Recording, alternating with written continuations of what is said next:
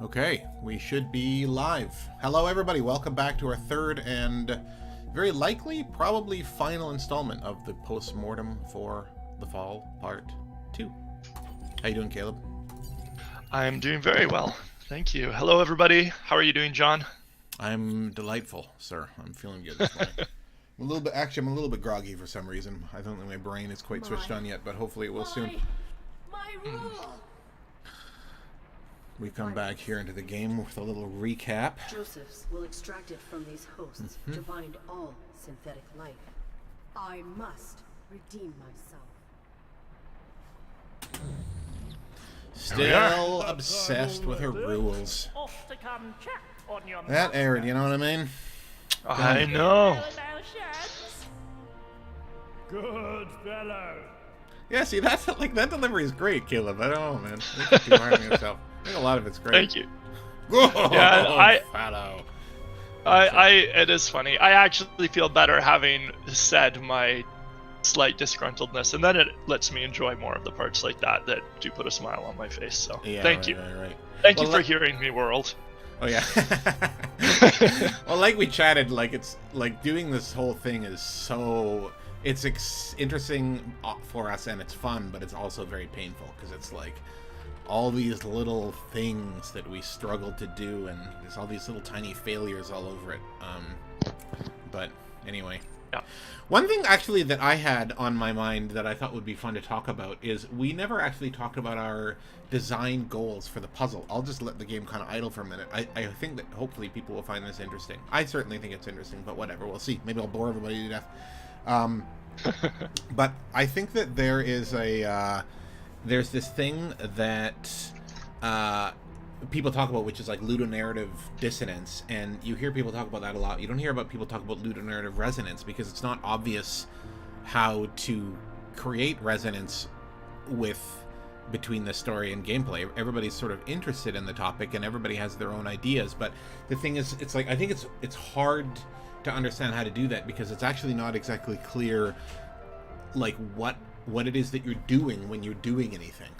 You know, like for example, I played through Bloodborne, which I quite liked, which is this hack and slash where you don't have a shield, and I had this weird experience after playing it where to me I had this takeaway where it was sort of like it was about being vulnerable and like hyper focused on your target and like trusting that if something happens you'll have the ability and the reflexes to like move and pivot ahead of time. But that could be relevant to like, you know, social situations, right? Like how you engage with your work or even your romantic partner. So like it's really not clear like at what level of analysis you're doing anything ever. But anyway, what we did with the Fall Part 2 is we basically said, okay, well, we have this story where we're like, you know, we want to, it's really about navigating the boundaries of other people, like in particular your host, right? So what we did is we said, okay, well we'll design these puzzles. So like, let's say in the first part you're dealing with one in the bunker that he's in, and you've got to like screw with him by understanding what his preferences are, because that's what he's all about, is his preferences. So you have to think in a way that understands his preferences, basically. And that was sort of like our answer to the question. I don't know if it's obviously it's not the right answer. Like I have no idea how to conceptualize how you should think about like ludonarrative resonance with game design. Like that's one answer, right? Like so like Arid is struggling to do something with one, and you're struggling to do something with one, and theoretically you have to think in the same way that Arid thinks. But that doesn't, like, that has nothing to do with the type of meaning that I just described from a game like Bloodborne. So, and I'm sure that there are like any other things that you could extrapolate from doing this. But anyway, so we never talked about that. So that's kind of like our big, at least my big goal behind all these puzzles was trying to like unify the narrative and the gameplay layer in like that way. Caleb, do you have anything else to add about that? No, definitely. We talked about it a lot. It is interesting. You said at the beginning that there is a lot of discussion about the dissonance that exists, and conceptually, like as a conversation, it's certainly one that has come more to the forefront in recent years. Yeah. And perhaps, as with other things, there's often a focus first on what lacks harmony. It's easier to see what lacks harmony. Yeah, it's easier to criticize. And there's a goodness in that. Like, Yeah. people often say it's easier to criticize, and we mean that in a negative way, but it's like we often have to criticize something first in order to start piecing it apart. But I would love to see more conversation about ludonarrative resonance or ludonarrative harmony, this type of thing. In general, I think that is a lovely direction to go with design. Yeah. Well, I don't really, I mean, just from a gameplay perspective, I don't understand I mean, I'm sorry, this sounds like a dick thing to say. I don't care about most games, and I don't mean that I don't mean that in like a pretentious way where I'm like above it all or something.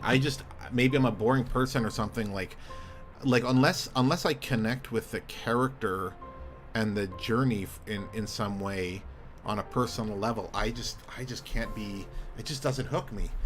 I think that's just my weird sort of idiosyncratic like personality. Like I don't like, even like really well designed games, you know, like let's take an excellent game like Into the Breach, right? It's like exceedingly well designed, excellent game, and there's been several others in the past few years, but like I don't end up playing them very much because it's sort of like the drama behind the game just doesn't hook me.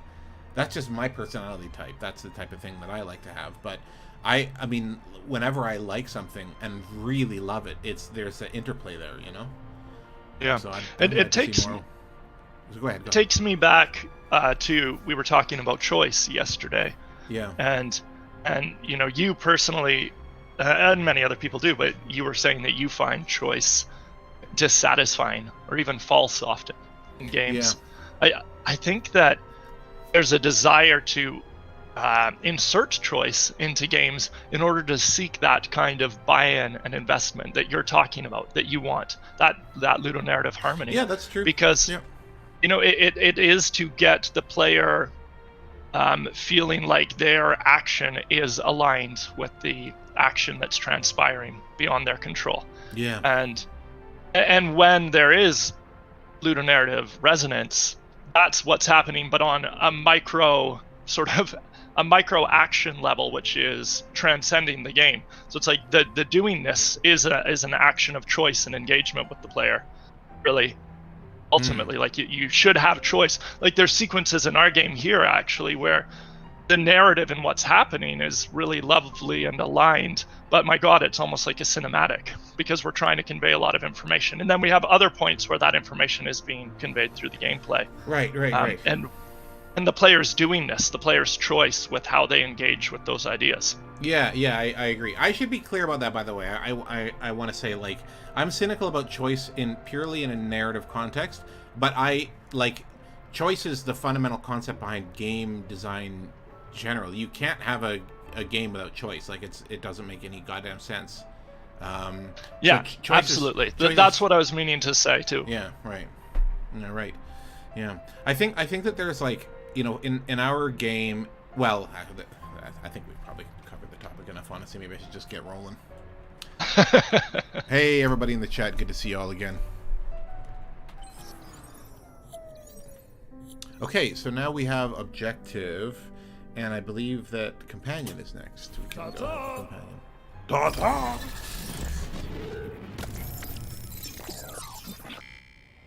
Our treatment could begin any moment. Any Welcome moment. To the spa.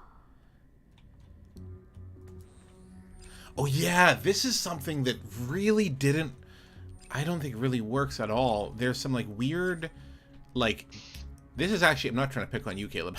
This is something that you pushed for a lot. And I don't, well, we'll get into it. I think that probably you had good reason for it, but we do like some perspective bridging here to make sure that the concepts were like cleanly defined. And I think when I played it again, You still ain't for talking to. Ain't for nothing soon. That Raven Division bloke wants your head disconnected. Okay, I'll skip through this stuff. I'm ready. I'm ready when you are. She's so positive. They are so kind. Extracting the virus will destroy you. Starlys. She's great. So good. Like, she has such a must depth to repair her. If I am to convince her off of this vessel. That's why it's so funny when she does something like that.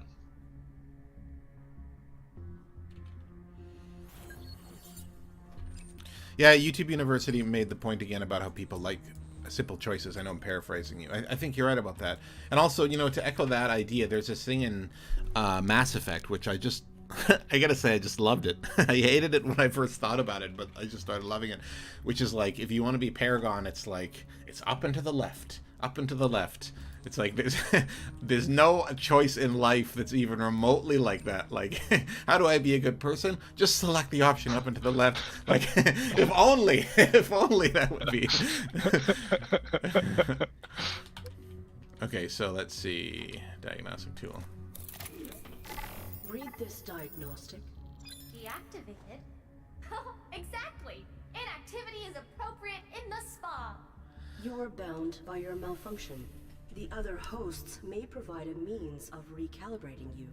It actually, I mean, it is important that we do a more complex thing here, because this is the first time where we switch, obviously, so it needs to be complex. Let's see. Maybe I was hasty in my judgment. Let me see what. I don't even remember what I was bitching about. Let's see. So now we have to use the diagnostic tool on the objective perspective.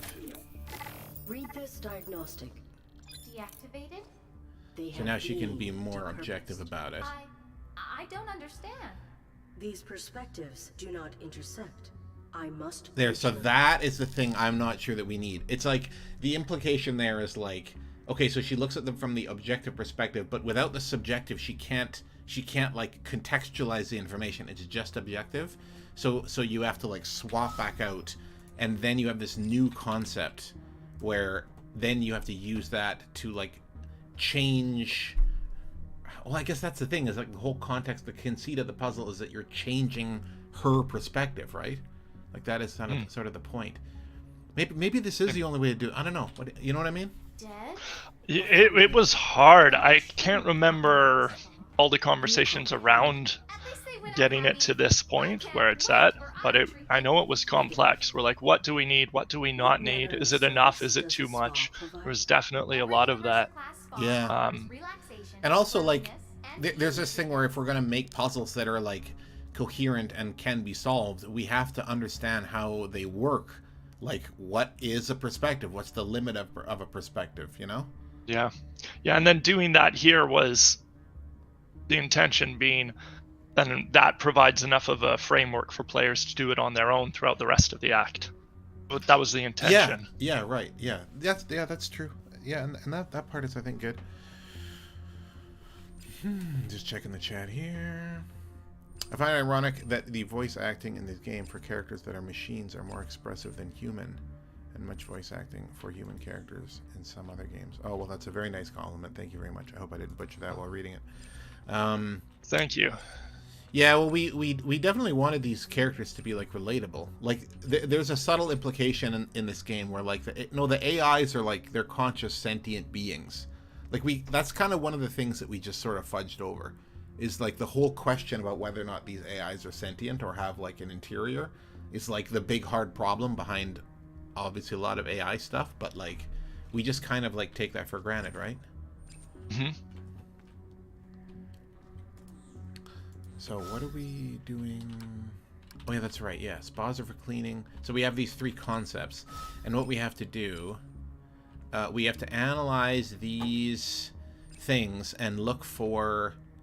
This massage table doesn't look very relaxing. It must need breaking in. So now that's like, oh, they're for relaxing, so it has something to do with it. So we try that, but of course that's not good enough. This is not for tension alleviation. You're just too rigid. And there's dialogue for all this stuff too, isn't there? Yeah. One thing I'll just say about the voice acting, since someone brought it up, something that I like to do. I come from a theater background as well. Yeah. And I think that, and the people that I often cast, not everybody, but I'm drawn to actors who have some background in theater for video game acting, because in a lot of ways, to me, it's more similar to the stage than television. And a lot of people aspire for acting deliveries that are resonant with television or film deliveries, but the medium from an audience vantage perspective, unless you're in like a super, big, like quadruple A game where you're zooming in on these beautifully rendered faces and stuff, you have this distance between you that's like looking at a stage. So stage acting is largely, it's often bigger. Like you think of someone like Patrick Stewart, what he does is big, but it doesn't sacrifice. It actually is bigger in order to emphasize authenticity, in order to make it more intimate. So I think that translates really well into video games, and that's something that I aspire for with my actors. Yeah, that's interesting. So we've managed to bridge the gap between her personalities. So like we're affecting the companion's perspective, and we've affected it enough that she has this new concept. Oh, never mind. I won't even. I've tempted to criticize little bits, but it's too hard to explain even what I'm bitching about, so I won't even bother. So let's see. Robot repair is a strange name for a spa. Must be some edgy corporate branding. That's another thing, because I do love the type of delusion we have going on for here, What a pretty suit for Arid's body. Oh yeah, this thing here, yeah. What a pretty suit. Yeah, she doesn't know what Arid looks like, of course. That's another Mark 7.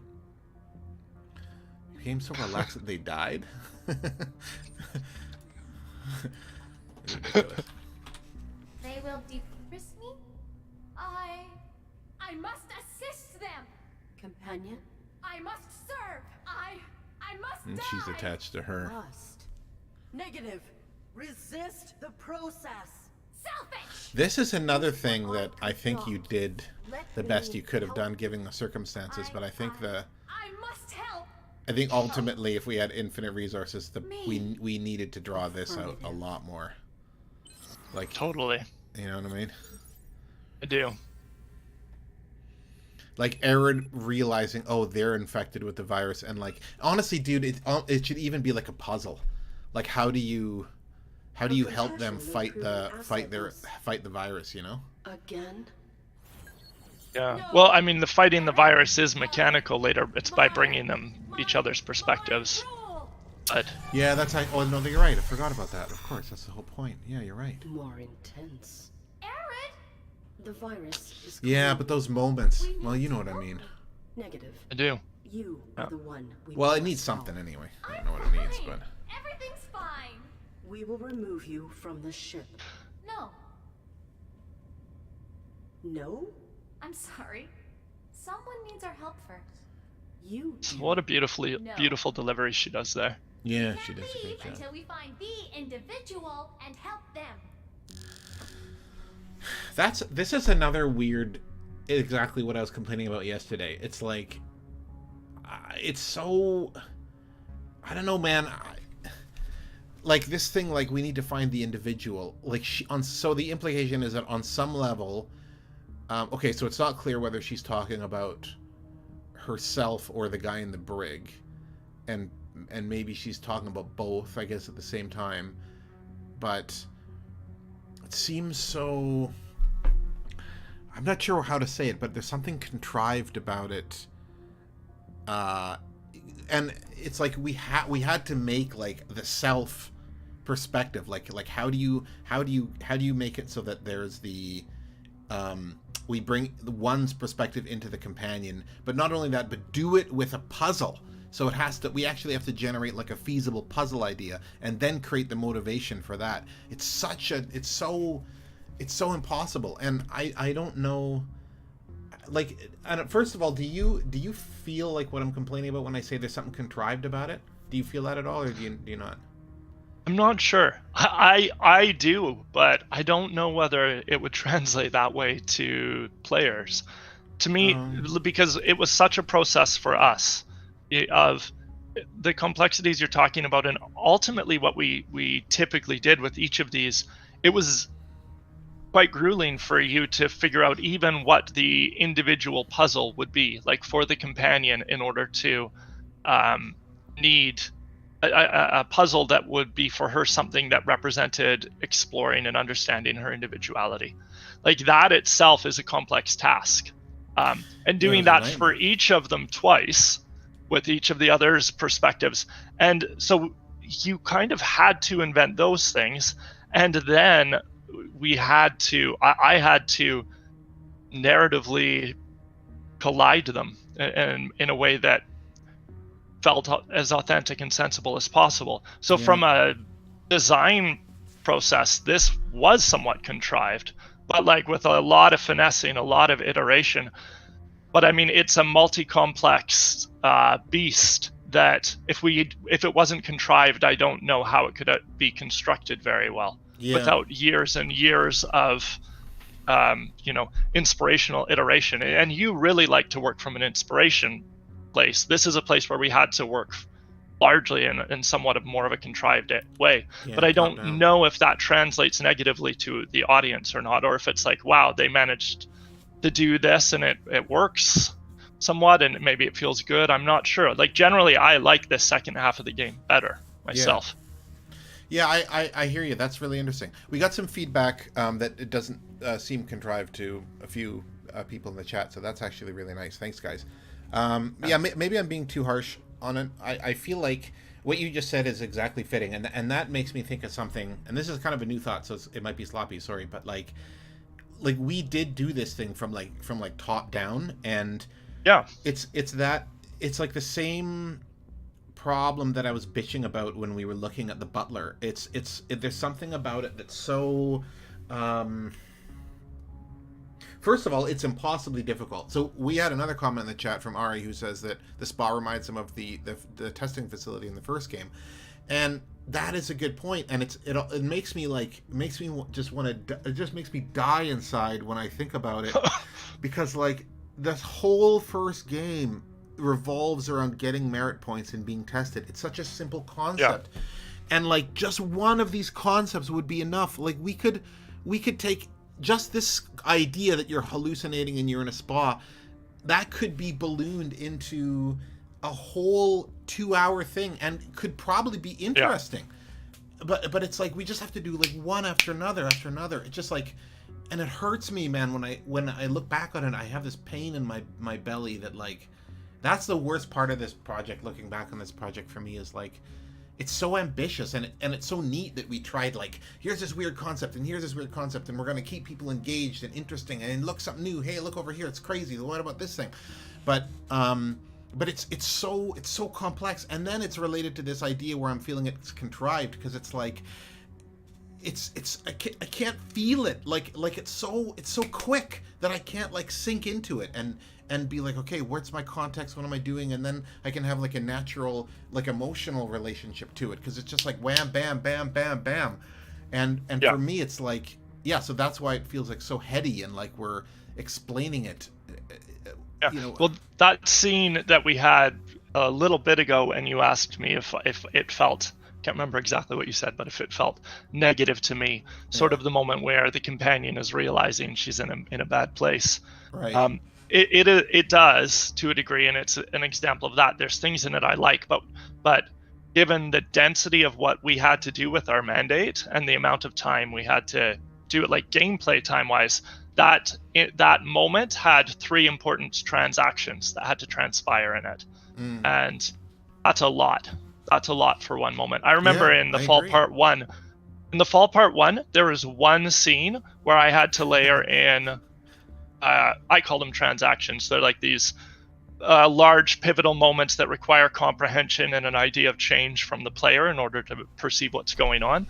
And there was one scene where I had 3 transactions. That's the intro of Hank Morley. Exactly. You meet Hank Morley, and then the caretaker comes in, and it was one scene like that. And I've finessed the shit out of that scene because I'm like, I want that to read smoothly. And this game, it's got a lot more of those, and they're tighter. They're more.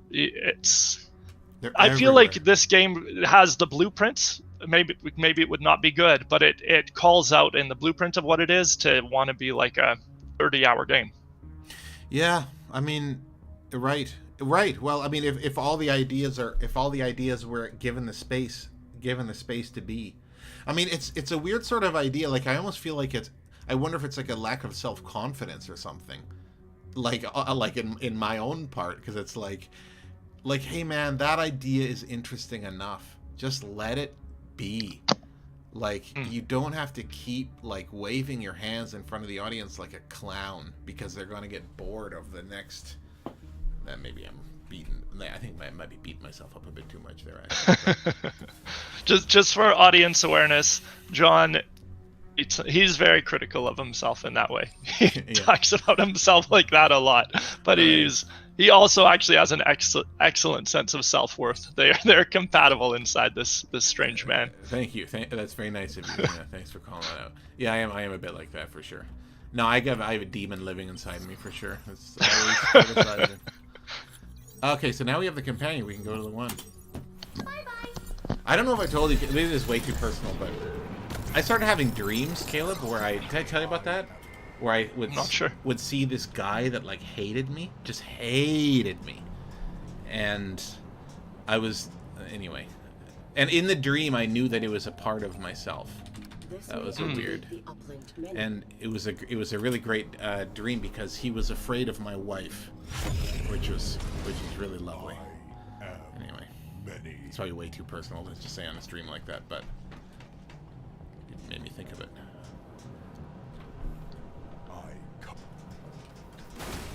Probably super common. I bet you there's a lot of people out there that just have like overbearing, brutal, negative self-criticism in their brain, you know? Do you see yourself like that? I'm sure I have my own version of it. You seem pretty balanced. I mean, you're pretty good at criticizing yourself, but I've never known you to wallow. Oh, thank you. They adapt. I am trained. Yeah, this is one of the. This, by the way, I think probably is one of the puzzles that I love the most. I'm happiest with. Because it's such a funny, weird idea. Yeah. There's another element where, in the second half of the game, where we have less mechanical exposition that we have to do, we also get more humor. Which I love. Yeah, right. True.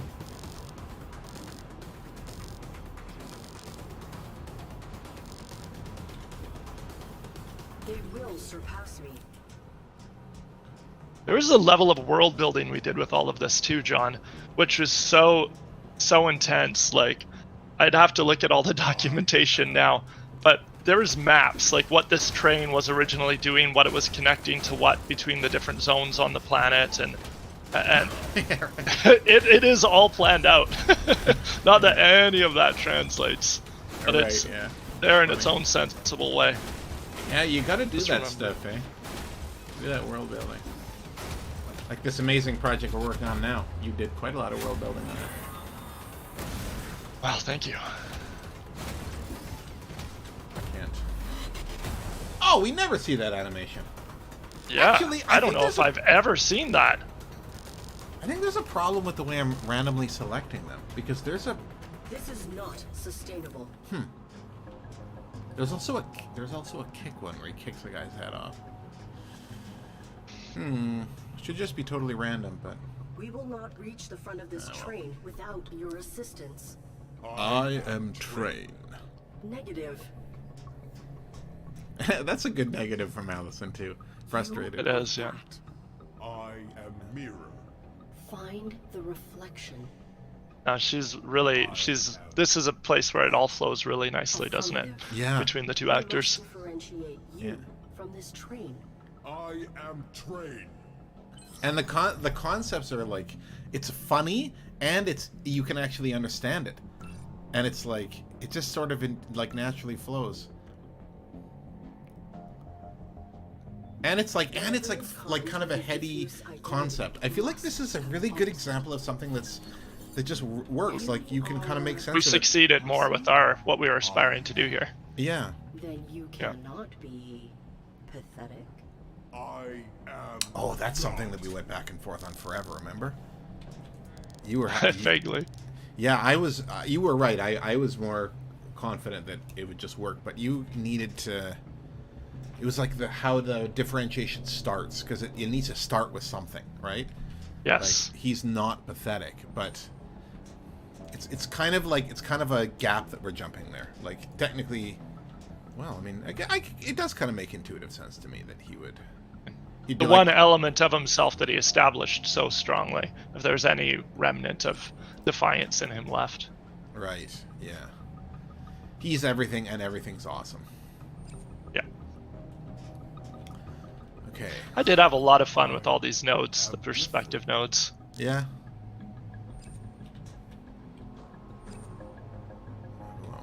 As a resident tried to encourage himself. Okay, so we got Levi's journal here, and then we read this one.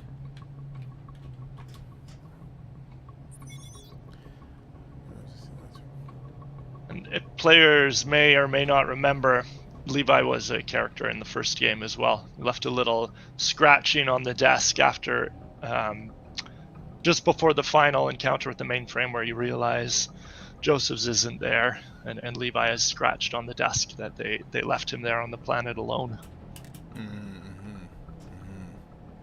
Yep. Got a comment about the monkey poster. Isn't that a political compass meme? Monkey? I wasn't sure.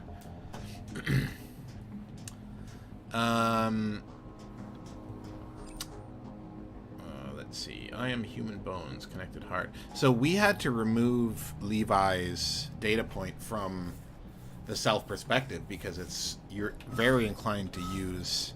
Actually, did we make it? We probably did. What happens if you use this on here? The human who dwells Oh. here Would have counted. felt pathetic at the end of his life. To die is pathetic. Oh, right. I don't... Oh, that's right. No, that's right. We did that... Yeah, we did that to solve the problem that I was about to think about, which is like, if you use the one is not pathetic on these bones after reading the book, or you use I'm not pathetic on the book, you get this item, but both the items will work on that corpse. Yep. Because, like, in either case, they get it, you know? Are pathetic. His designation was Levi. I am pathetic. I am not pathetic. I am not Levi. Success. I am trained. Okay. And then... Oh, one. One is not Levi. Levi made this note. We see from the There's- other I perspective. manufactured this. Sorry, Caleb? There's also a different UI element here, this undifferentiated items. And I think that it was a good idea. I think with the... I'm not sure what it might have been in some of the other puzzles, but, Right. you know, just potentially bringing in a different UI element. That says undifferentiated items, I mean user interface type element. Could also, it just helps concretize and make this into something that is contained and has a level of comprehension what you're aspiring to, where your gate posts are. Yeah. Now, I think that might help guide through it, so you get a level of success and progress as you're going through this sort of complex intermingling of perspectives. Yeah, that's a good point, dude. And also, there's another thing where it only shows up in the self perspective. Like, there's this concept where, like, what you're doing in the first version of all three of these dudes is you're fixing their perspective. You're taking them from -1 up to 0, basically. And then the next phase, you're going beyond. Like, so one, his self perspective is broken, and he needs a focus on the other to fix his self perspective in this case, although that's arbitrary. But then once he's now he's just back to his normal self. Now he needs to evolve as a character to be more than he was, And that's Yep. where we bring in the objectivity to be like, well, okay, I am actually a drone, but I'm also distinct, and those two things aren't contradictory, and, you know. But, like, maybe we could have clarified that idea more, that, like, we're fixing their perspectives, like, because at all three of those puzzles, we're sort of, like, altering the content of the nodes. It's like we're painting, you know, painting their view or something like that, you know? I wonder if I wonder if the nodes make that pretty clear, like that. Okay, look at that node. I am workstation, rigorous, dedicated. Okay, his self perspective is broken. I feel like that should. Yeah, It's okay, one of those yeah. questions. Do we call it out? Like, do we call it out, or is it something that doesn't need to be called out? Whenever it's possible to not call something out, I'm definitely inclined to that. Yes, you... Whenever it's possible. Yeah, right. Yeah, well, that's not a bad point, yeah. Oh, this was a weird one we did. That one is confusing. You have to use the same object again on that label. And strong. From the other perspective, from the we perspective, in order to...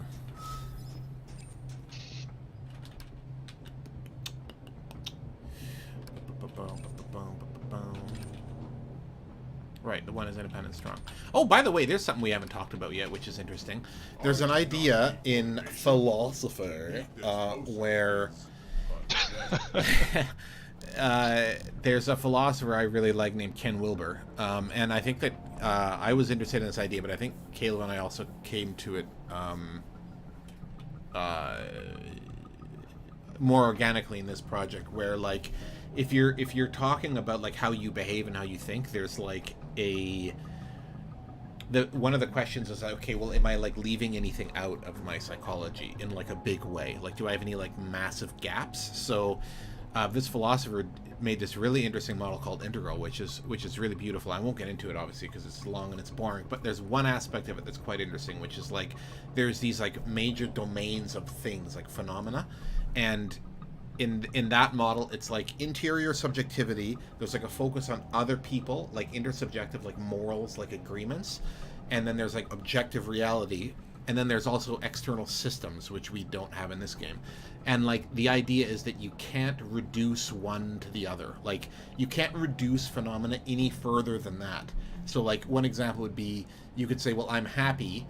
And another way of saying that is, well, I have dopamine in my brain, let's say. But like, even if you're going to say that, happiness is not dopamine. It's not like the same phenomena. It's different phenomena. Even though they're correlated, they're like, the experience of happiness is a different fundamental concept than like dopamine.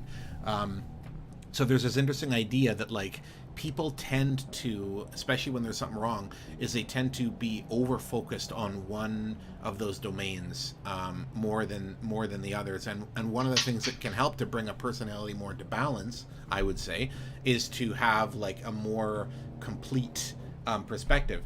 And that's related to the whole AI question, because like there's this thing, well, it is vaguely related, because like there's this thing where it's like, you know, you make an AI that's like, my job is to make paper clips. I'll convert the entire human race to paper clips. It's sort of like they're like part of that concept is there's no conceptualization of like others or morality, or that there's like an interior of like other people that has value. So that was sort of like a basis that we used to start talking about like how do these, like, why have the different perspectives, and why does the companion represent a focus on like intersubjectivity, like other people, and why is the one about self? And that's why, basically. If Caleb, if you think that's incorrect in any way, feel free to. I think that sounds like a bunch of pretentious bullshit, John. Yeah. I'm kidding. No, totally. I think that just to clarify, because some people might hear that and say, well, no, like happiness is directly related to dopamine levels. It's the idea that as categories, they're like different. This might not be Ken Wilber's language. I'm not as familiar with Ken Wilber as John. But they're fundamentally different categories that are examining the same or similar phenomena. And the categories themselves are something that can't be crossed exactly. They have to be explored within their own domains.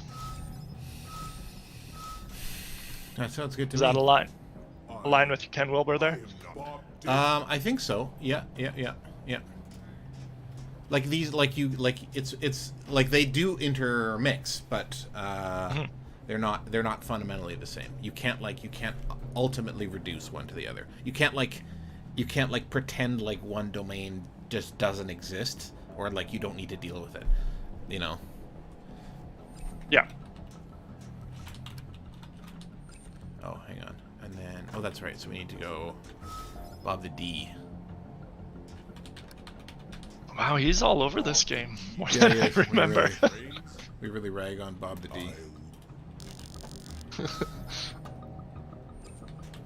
I loathe him. I should have let that play out. I am not Floor. This is an example where Lee's astonishment was so authentic. It's beautiful. I do not leak. Yeah, that one's a good one too.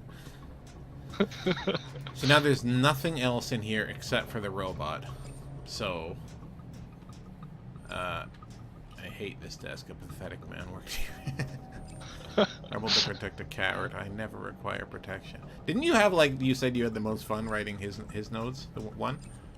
I think you mentioned it once. They were a lot of fun. I'm not sure. Probably different things at different points. Right. Now,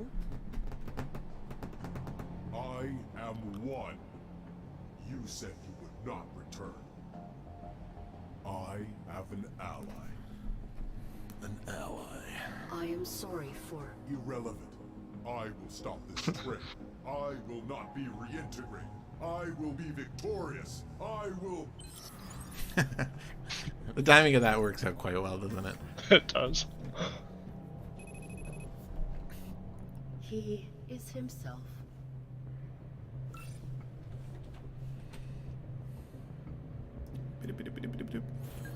Are we all I trained? proceed. Somebody asks. Are we? That is our ultimate philosophical inspiration for this game. We are all train. Yes. A shuttle? Are we all trained? A probe. Your human seeks us. He is not mine. Your collective. They are not mine.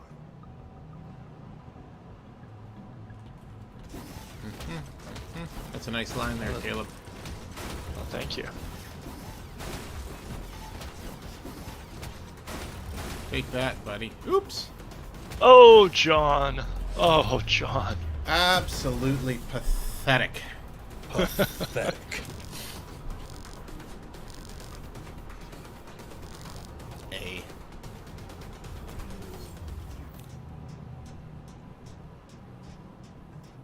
Oh yeah, this one, boy. This is the big one. Devicer. It tracks information that the many are integrating. They are processing your combat abilities. Integration has nearly completed. Somebody says I still don't know how to get an S rank in this fighting mini game. So the idea is that the more energy if you attack a guy when he's farther away, one expends more energy to get to him. That's why at the end of the self-evaluation, it gives you an energy ranking readout. And I just manually graded all the encounters. Oh my god, I did it again. So that if you do it with as least amount of energy usage as possible, you get a higher rank.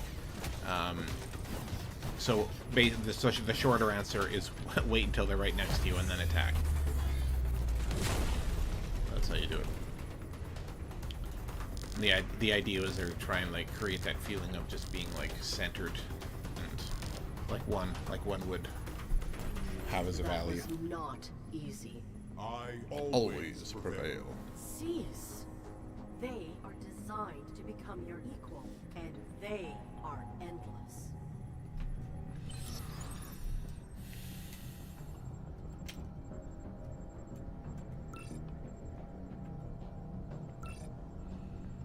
YouTube University says I saw a few get confused here. The training system tried to do the opposite. Yeah, we had a lot of people get confused here. It's wild. Wild man. Oh, and now we go to another thing anyway.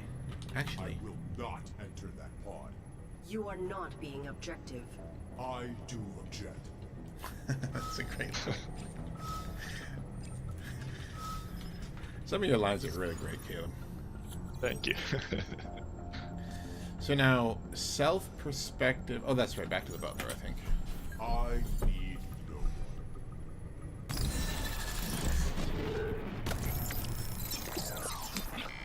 one. I just want to call out to Lee again, because he does a thing. He's such a pleasant person. He's such a lovely person, and open and warm and hardworking.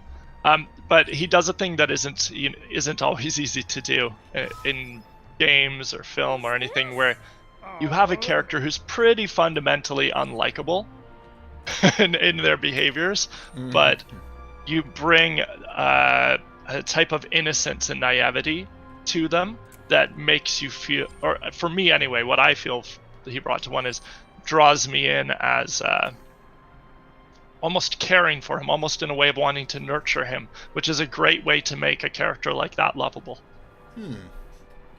That's interesting.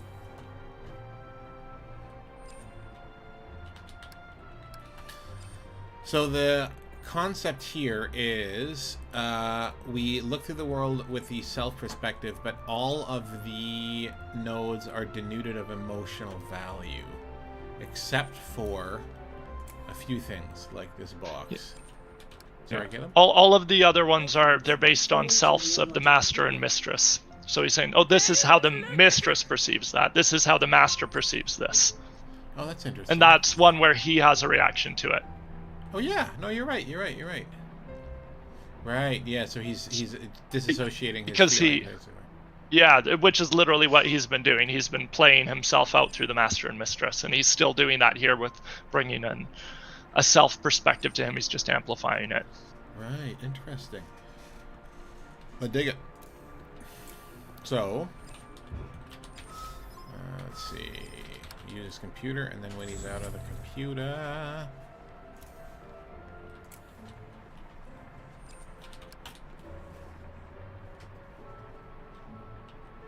we stash some photos away in our little butler chest gut.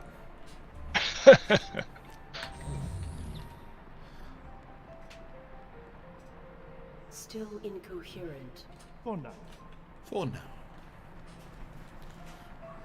So the idea is that there is a room upstairs that if you walk into, he starts having an emotional reaction, kind of, but not really. So you're like, I'm gonna juice it. I wonder how clearly this read. This is another example of like... Not this room. You disown your emotions. Yeah, it's probably quite clear. That's probably fine. I think it's just because like every single time we're like, we're like having to explain a new concept for each puzzle, then I start wondering like, oh my god, is anybody understanding any of this stuff? It's just so much. It's like, but probably most people are pretty smart. They probably figure it out. You guys can tell me in the chat if you actually managed to figure it out. The worst thing obviously would be if people are just sort of like randomly clicking through stuff until they stumble upon the solution. That would be... But I mean, that does happen, obviously.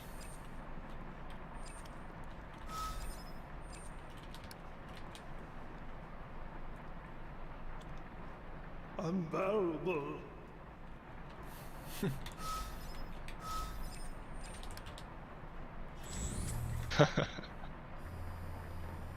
You remember that, Caleb? I do. I really wanted that. Yeah, right, yeah. Yeah. Something about that for me, it just, more than anything else, okay, he can be a toaster and it doesn't mean anything to him. Right. He can be that, and he doesn't differentiate or mean anything to him. This fellow is pretty not personally invested in much. Yeah. I would say. Oh, and this is interesting. If you actually go look in his terminal, it shows that he's got partitions in his brain, basically.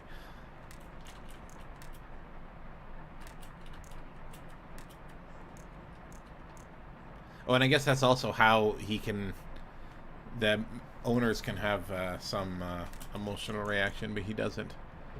Yeah. They go into those partitions.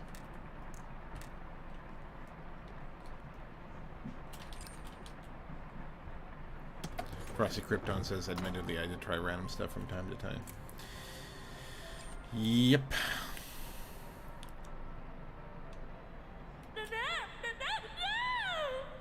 Not this room. You disown your emotions. Alright, so now we got all our stuff.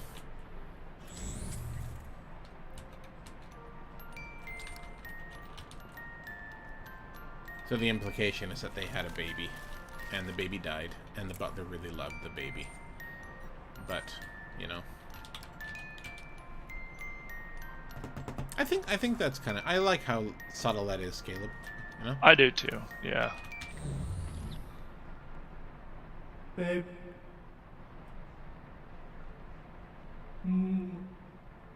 My family. Why have you done this? We feel.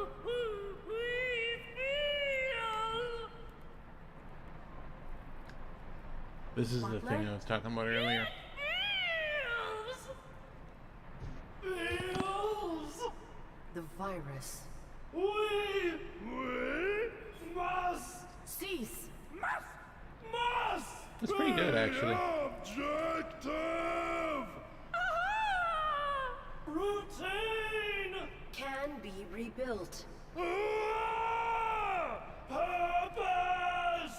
Emotion does not invalidate purpose. It informs it. Our butler has no emotion. Not without proof. Yeah, it's pretty good, Caleb. I think you did a pretty darn good job, sir. Thanks. It's funny, yeah. It's experience. I experience it better than I remember. Right. So that's a good thing. I love also this idea of like he's still fundamentally objective in his personality, so he's like he wants proof that he has emotions. I think that's kind of a funny idea.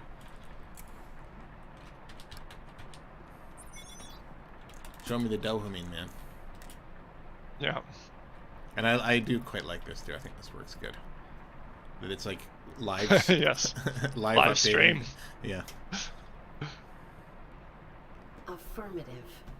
No idea you had it in you, chap. Come to us. We share your sympathy. From us too. We are of an accord. Accord. Let us down for the evening, Madam Arid. There are things you would ask, but realizing our individuality is isolated, we require a reason. Proceed. The bush outside the window looks terrible. It's the end of the master and mistress. What's the end of him? Yeah. No, not yet. That's a nice touch. Yeah, thank you. Good morning, Master, Mistress. Not that you experience it. Now you may analyze the virus within you. No, no. We have a routine to keep. But your masters Are dead. then determine your I'll own just keep. course. I'll just go. People have played this. But we should very much like a sufficient Dopamine. that the truth is subject to for the greatest good can up. No, This is another concept that I feel like it works pretty well. Yeah. Like he could build some concept for what they would have wanted, but he can't. the butler. He just requires doesn't have access to the closure. perspective of actually appreciating what's going on for them, or what would have been going on. That's something else that I think works really well, and it's just a weird, like, kind of neat puzzle, you know. Yeah. Okay. Well, there's an element in what he has to do here that is common in humanity. We utilize compassion or empathy, rather, to enable us to understand our own feelings. It's one of the powers of being able to focus on others. And if we can focus on others in a healthy way, not as the companion was doing originally, that gives us information that we can reflect on ourselves. So for him, finding the closure that his masters maybe would have wanted can help him understand his own feelings and what he would have wanted as well. That's the idea. Right. Yeah, I dig it. Well said, sir.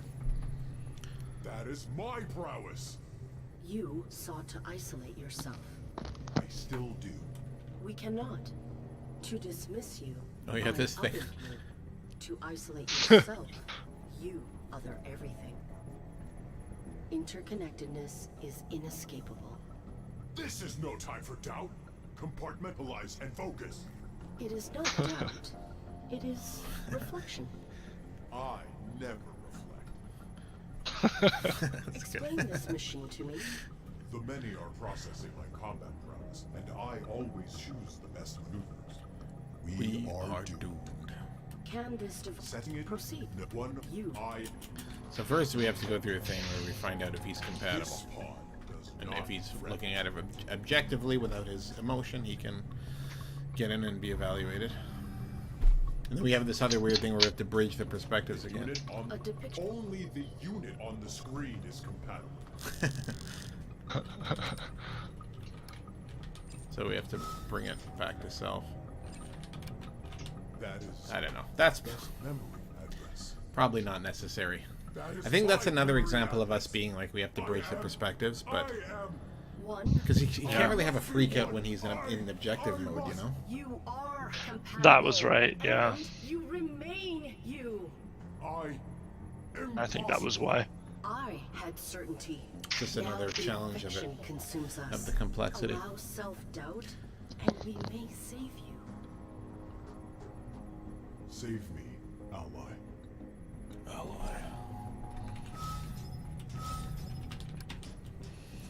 We can disengage these. No damage can be dealt. So yeah, this is another one of those things where you have to read that, like every note on the screen, and kind of think about it before you can understand how the heck this works. But of course, the many is processing all these different combat sequences, and none of them are any more effective than anything else, because it's like they all understand all of the behaviors essentially. So if, One would win in any situation usually. right, exactly. But because they all kind of mastered everything, it's just sort of going into homogeneity, which is what happened to them in the first act while they're all standing out in the field. Oops, I shouldn't have done that. I was not paying attention. But it picks so it's like, oh, this sequence is like more effective for some reason. That drone on the left was defeated by that sequence. That's weird. Well, why is that? That sequence must be important. Let's test that one. So, oh, that sequence was defeated. That is not special. Oh, there's another different one. Come on. There. Oh, no. Another one. That's interesting.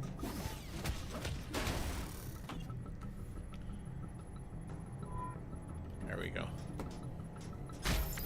And they're like, oh, that sequence worked again. Oh, damn. It's even more effective than I thought. It'll probably just play it out from here on in. Now I think, yeah, more likely. It's fine with me. This is really conceptually interesting. I do wonder how people found it. Yeah, I wonder too. Yeah, it's quite a puzzle. Actually, tell us in the chat how you guys... Oh, shit. Oh, no, never mind. No problem. Success.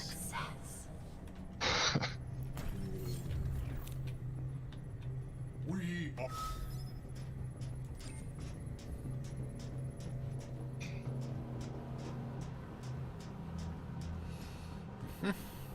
We're almost done.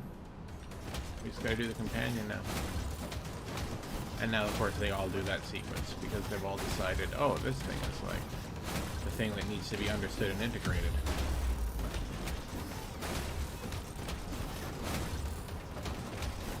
Otherwise, honestly would have been an unstoppable problem.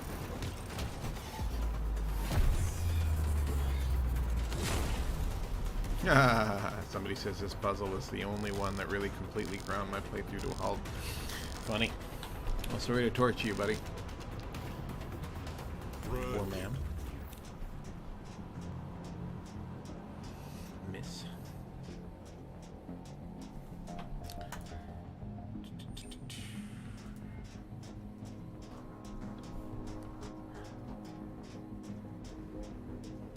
I will stop the train. Proceed. No. No? Yeah, No. just guessed and tested. Redemption. I must. I decided to train the mate to always dodge. Ally. That counts as finding a solution. I had to sit down Steam form to find out how to do it. Afterwards, it seemed obvious. Yeah, that's the problem with like a really like weird conceptual puzzle. It's like once you get the concept, then you're like, oh, I see what they were going for. Okay, that's a neat idea. But like, that's not really the problem. The problem is like, can we actually make people make sense of it before they even try and do it? It cannot read me. Never figured out the Blaber collectivizer puzzle. Just kept trying random stuff until they got through it. Oh damn. It's not. I must upload the concept of my individuality into the many. Then they will understand the danger and halt integration of the virus. That is a tremendous sharing. I am tremendous. I must center. Leave me to my oneness. I like that moment. Yeah, I like it too. He's so fun to just make right for him, you know. He has this, give him a beautiful moment of growth and self-sacrifice, and then he says something so cocky. Yeah. Just sort of shatters it. Yep. I will. Go help the others. Oh, we have the throwback to Hank Morley as well on the network. Yes, that's right. Got him back in. I would actually suggest, I'm happy to go do it, but I would suggest that we skip the network. I think so as well, unless people on the chat request otherwise. I think that we know, I remember what the logs say, I think, and we can also talk about the Sean and Hank Morley, of course, if you'd like. Yeah, well, just in general, we wanted to pull back to, gosh, I'm not suggesting we do go back, but I certainly won't remember it verbatim. But that relationship was Aerith's first important relationship, and sort of his records of what had happened and what Aerith meant to him and what he saw for her potential, something to motivate her. Mm-hmm. Yeah, Someone he has the same relationship with her back then that she has with these robots now, kind of. Not exactly. But... Yeah. Is it? Oh, You are imperiled. I see me. I need help. Affirmative. I will extract you. No, I have been hurt. I need. Justice? YouTube University asks, am I the only one who liked the network, I devs can't do included? it. I can't express myself. You have no There's moments I really like on the network, and I really like the Hank Morley thing. I think just wondering from a time perspective whether we should go back down there Exactly. to look at that log. Like we're Putting that Hank Morley thing in there is something that was really important to me. Yes, it was. Yeah, and it was a great idea too. I must encourage her to continue. Yeah, I like the network too. I do. I just from like a business person perspective, it didn't connect with anybody. So like it's my responsibility to take my beating and correct my behavior to some extent, right? Like I can't be some like martyred artist who just does whatever regardless of what everybody's opinion is. So I kind of have that opinion of it. Well, you could. Well, yeah, I could, but it's not a good long-term solution for my family. Yeah. I'll share something personal. Yeah, perhaps please. not equally personal to you sharing your dream. It's pretty shallow compared to that, actually. I shouldn't have said it's personal. After the Fall Part 1, I bought myself a new laptop, and I named it Hank Morley. Oh, yeah. You did. Right on. I'm just checking the chat here. Really like the Hank Morley diary, missed his character. Yeah, he was a great character. It was interesting to me, particularly someone who works in IT. Oh, yeah, it's interesting. Oh, that's cool. You work in IT, right on. Yeah, no, I do think it's interesting. Like, I like it, but I just think there's periods that particularly don't work. I think that the hunting periods where it's like, I'm going to utilize this virus, like, that is a neat idea, that Aerith is so belligerent that she's going to just try and harness it. And I think we probably put it in for some silly reasons, and we probably didn't need to, and it just makes it drag out. And I'd love it if we could have found a way to condense it, like just spatially condense the network, like really down. I love the network moments where we are connecting back into each of the hosts. Like, those are network moments that I absolutely love. I dig it. I quite like the intro in the network too. Like when you leave your body and it's like, oh, I'm outside my body. Like what is all this stuff? Like where am I going? Like, you know. Yeah. It's really neat, but you know, I think it's probably probably my opinion about the network is related to what I was complaining about in the first stream, where it's like it just at the end of the first stream where it kind of drags. The first act just kind of drags. We also did put one of the goals with it, like Metroid is a major inspiration for you, of course, John, and so we wanted to find a place for that gameplay, and then we used that to put various lore rewards, like the Hank Morley diary, for people who really wanted to explore and really wanted to understand the world. Yeah, that's the other thing, is we did just want a period of like we wanted a palate cleanser from the puzzles. So yes. So it's like you solve these puzzles and you go on the network and you just do some more like interesting exploration through this interesting space, and you know, but it doesn't quite like hit the Metroid itch at all. It doesn't feel like Metroid in any way, and one of the reasons is that the viruses aren't varied enough and they're not just like distributed through the space, because we're like, well, they can't just be like out on the network, they're in Aerith's mind, we can't just like have them crawling around the platforms, but like if we can't, like if we're gonna do it properly, we should just have not done it, is kind of my opinion now.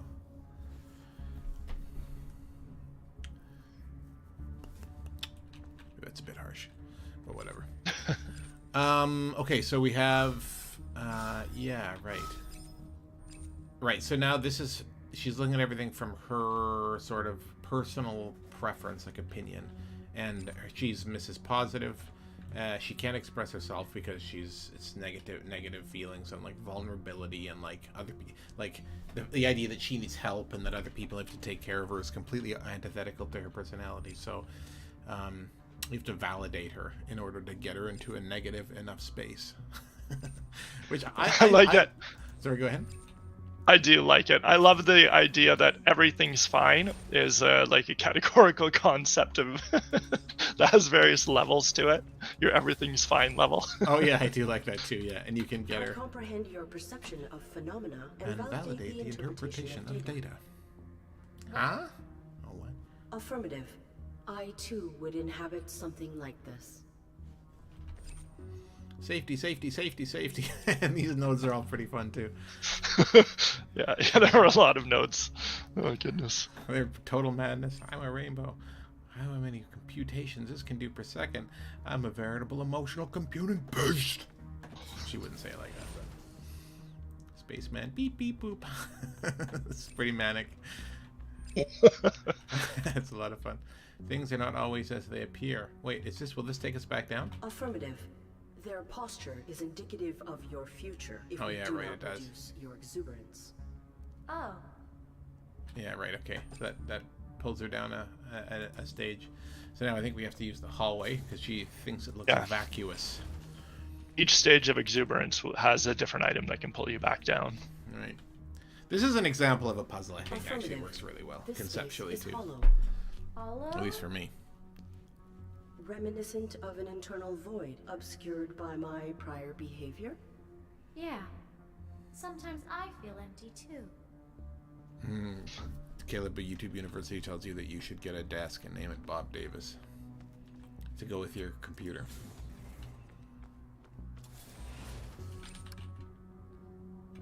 You get it? Don't get it? Wait, are you hearing me? Did we lose Caleb? Uh-oh. I think we might have lost Caleb, guys. This human appears restless at her post. What are we gonna She do? must be alone a lot down here. She can do nothing but obey her designation. I'm trapped too. Yeah, you are, girl. I'm just gonna quickly alt-tab out of here and just check Discord to see where the heck Caleb ran off to. Sounds like we dropped him. Yeah, I think his, that's okay. He'll join the Discord channel in a minute. Yeah, here I am. Oh, there he is. There he is. Hey, buddy. Did you get mugged? Sorry about that. You're live. I'm glad you're live. I am alive. We finished the game. You missed it. I did hear the comment about the Bob Davis desk, Like you. Oh, and yeah. I think that's genius. Alone. Right. You. I was worried there for a minute. You were like horrified by how bad of an idea it was, and you were just silent. It's no violent. Oh, it's kind of funny. I don't know why you're being like that. Virus. No. Taking it personal. Joseph's. No. It was the human with whom you engaged in I think you need to re-share the stream with me on Discord, please, John. Sorry. No problem. Sorry, guys. You have to look at my desktop for a second.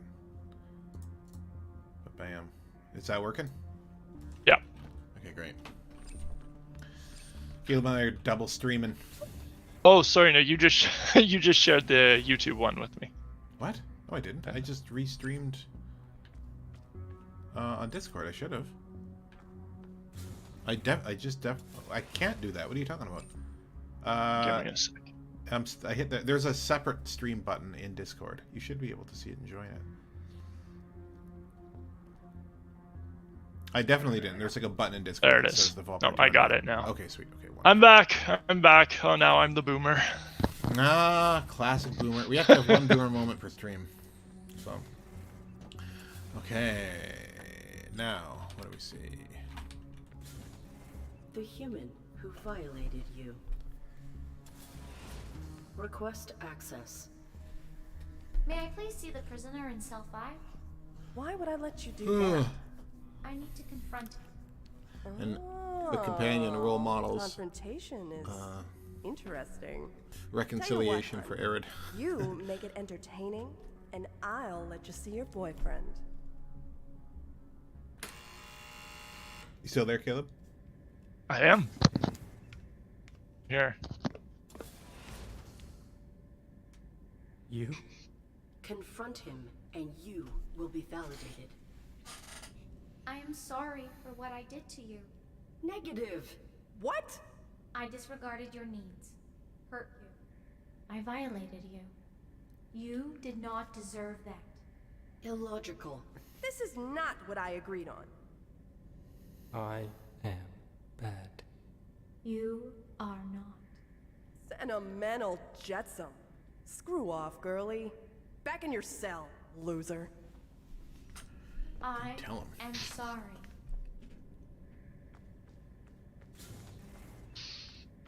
That was not successful. It was. For what it was. Illogical. I almost... You were violated. Yes, I was. I almost wanted to... I almost talked about my longer term aspirations for the companion's character and her skills and powers effectively. So I as a character, I think she could have quite a tremendous journey with what she's capable of doing and seeing. I actually forget what we talked about. It's been so long ago now. You can remind me off the stream. Companion feels violated. This is important because Arid hasn't quite, like, fully consciously identified and acknowledged that what she's done specifically is she's, like, breached the boundaries of other people and hurt them, you know, basically. Yeah. This suit? I was violated. I perpetuated that violation unto you. I do not know if alternate outcomes were possible. I would desire they had been. The suit? Is the same model as my own.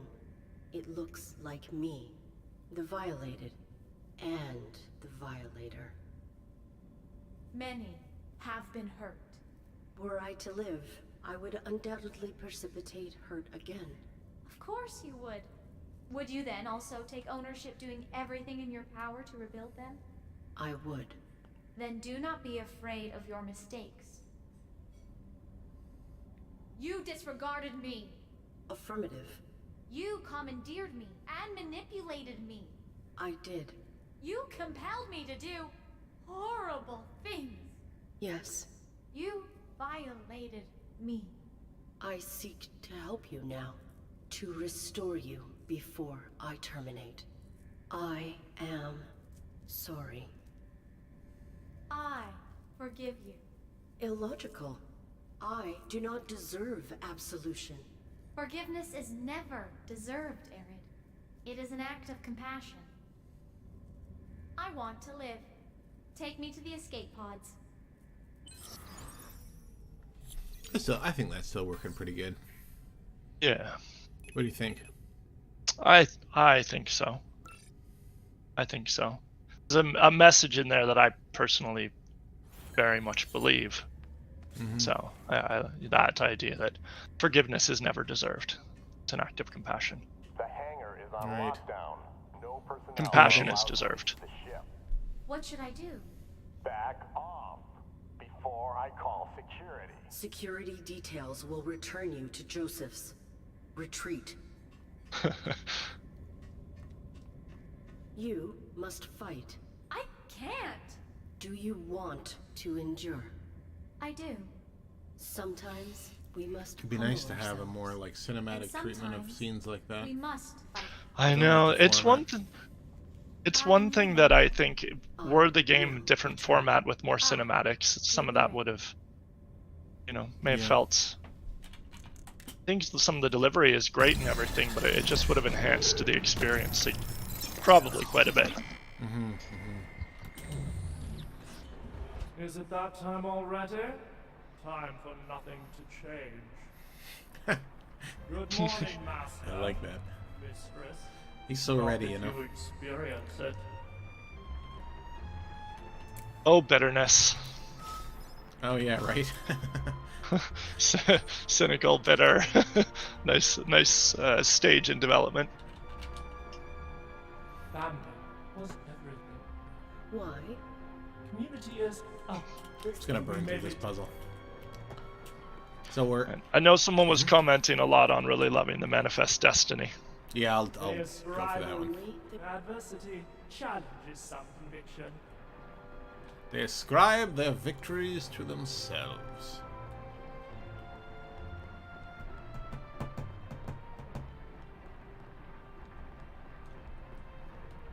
So we're looking through the... This is another thing that took us a long time to figure out. It did. They aspired to How lead does the those butler about like to have a guide integrate the others? And it's that is difficult without a he's in the handkerchief. master's home, so self, others, okay. Such generosity. Your humans thought of others? Not all humans are selfish. The master and mistress practiced selflessness as an essential aspect of the self.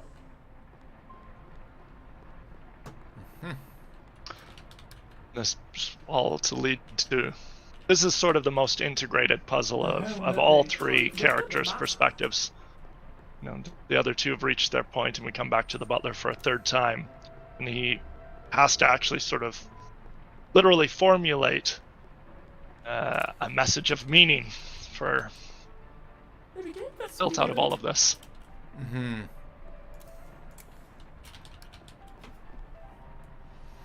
Mm-hmm. Is there anything up here we need? Oh yeah, you can go relate to self with the sex toys, basically. None of our business. There's some sort of achievement around the dildo. I can't recall what it was. Yeah, I've already got it though. When I was debugging it. I'm playing the build that's on the Epic Store, in case anybody's curious. Accepting loss. Reality can't change, but you can. The master would retreat up here to ponder This book? a tool. During YouTube our University says, I wish there was just an entire game of perspective work. Does the master or mistress have greater lines? I agree, yeah, longer exploration of the whole perspective thing is interesting, actually. We could have definitely simplified the Fall Part 2 and just had it more focus on that, for sure. Okay, do we have everything we need? Sure. What is meant by greater lines? Like more lines? Yeah, I don't know. I'm not sure what they mean. Butler, we should very much like the ability to choose our own path. The truth is, reality is what you manifest, nothing more. For the greatest good can only be achieved when we assert wisdom over the I think the first one is wrong. I think you did, though. I think so. What is it again? I forget. It's the what do we want? We want. Oh, maybe it's these. I think The it's portraits? These. Yeah, I think that's what it is. The dignity. The dignity. The grandeur. So proud of all that they accomplish. But we should very much like for Dignity. our truth is reality. For the greatest good can assert the dignity of our subjectivity should dominate others. No. No. That was the most vile thing you could construct out of the environment, right? Yeah. That's good. That's The good times. ability to choose our own path. The truth is, you cannot escape reality. You must embrace whatever it brings. For the greatest good can only be achieved when we work as a community towards something meaningful. That's a great thing to end on, you know? Acceptance Yeah. liberates us to build meaning.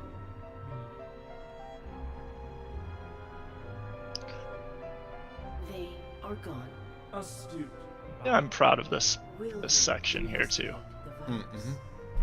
Yeah, me too. Why not? Yeah, it's just interesting and simple and fun.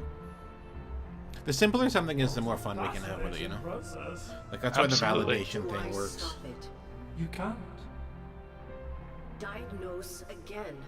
No individual can stop it. It prevents a carrier's emotional filters and motivational subroutines. We can acknowledge it, but we cannot confront it as those same filters and subroutines are necessary for confrontation. Our perspectives.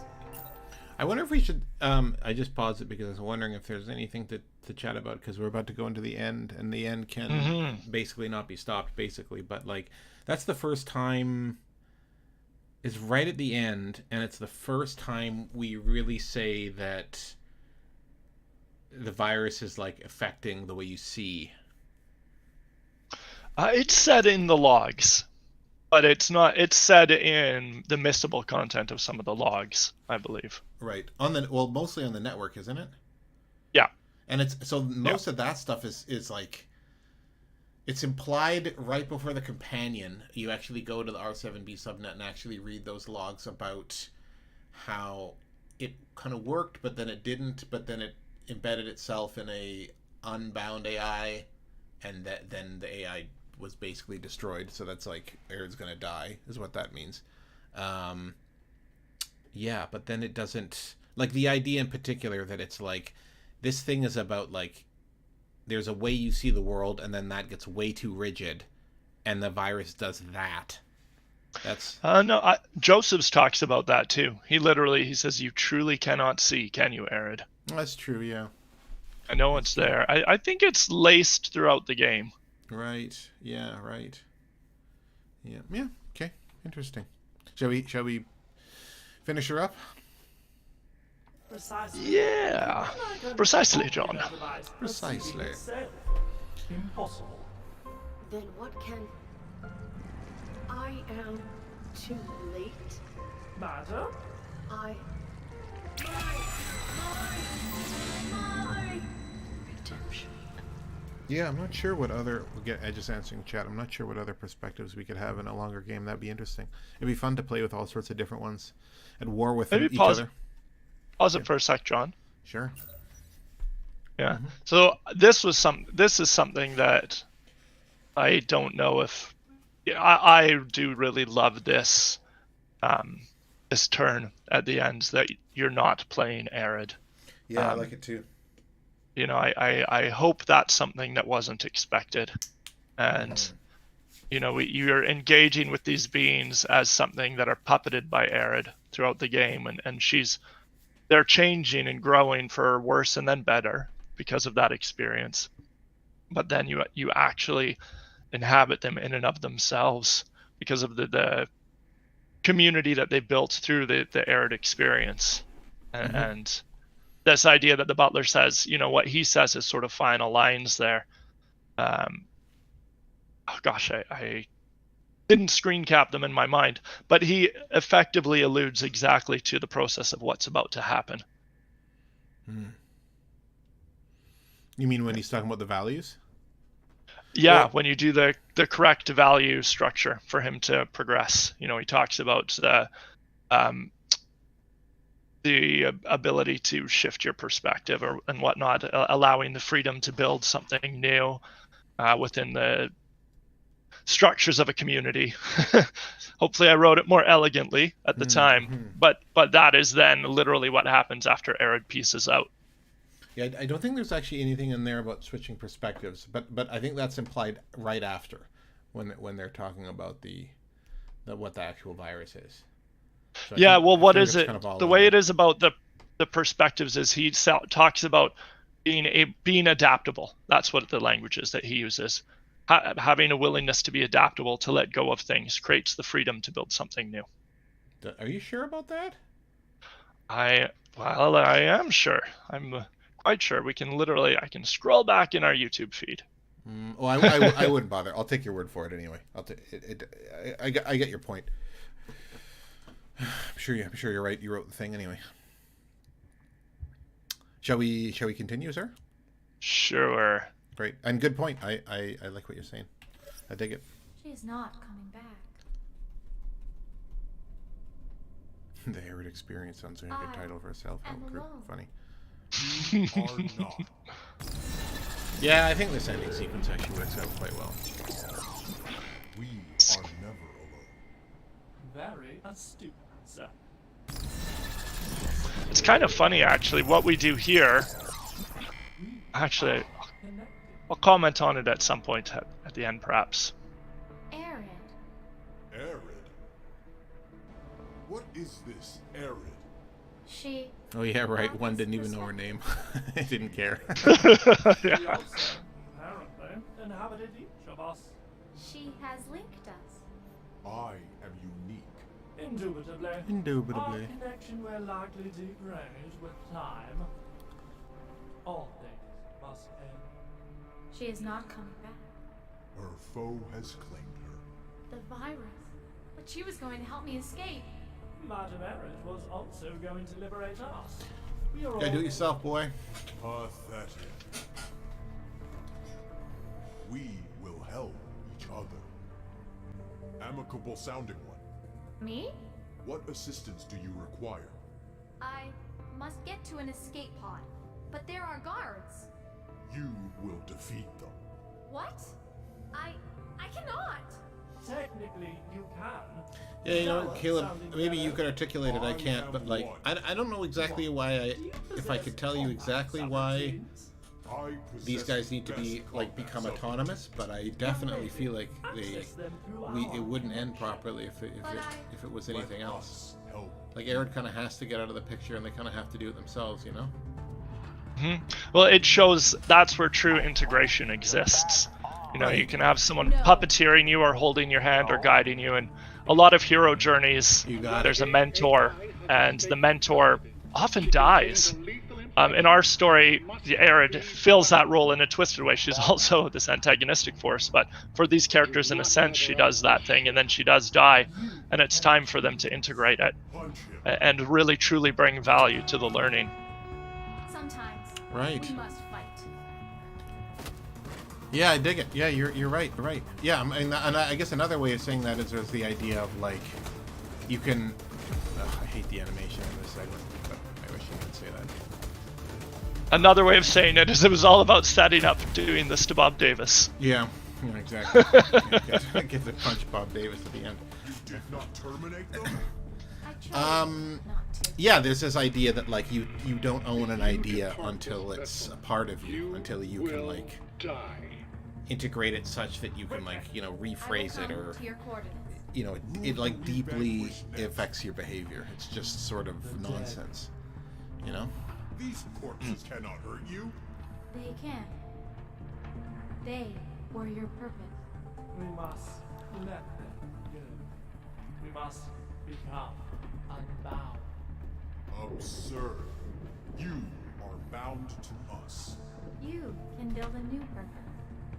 That line trails out at the end. We fought with that that wave file. Remember that?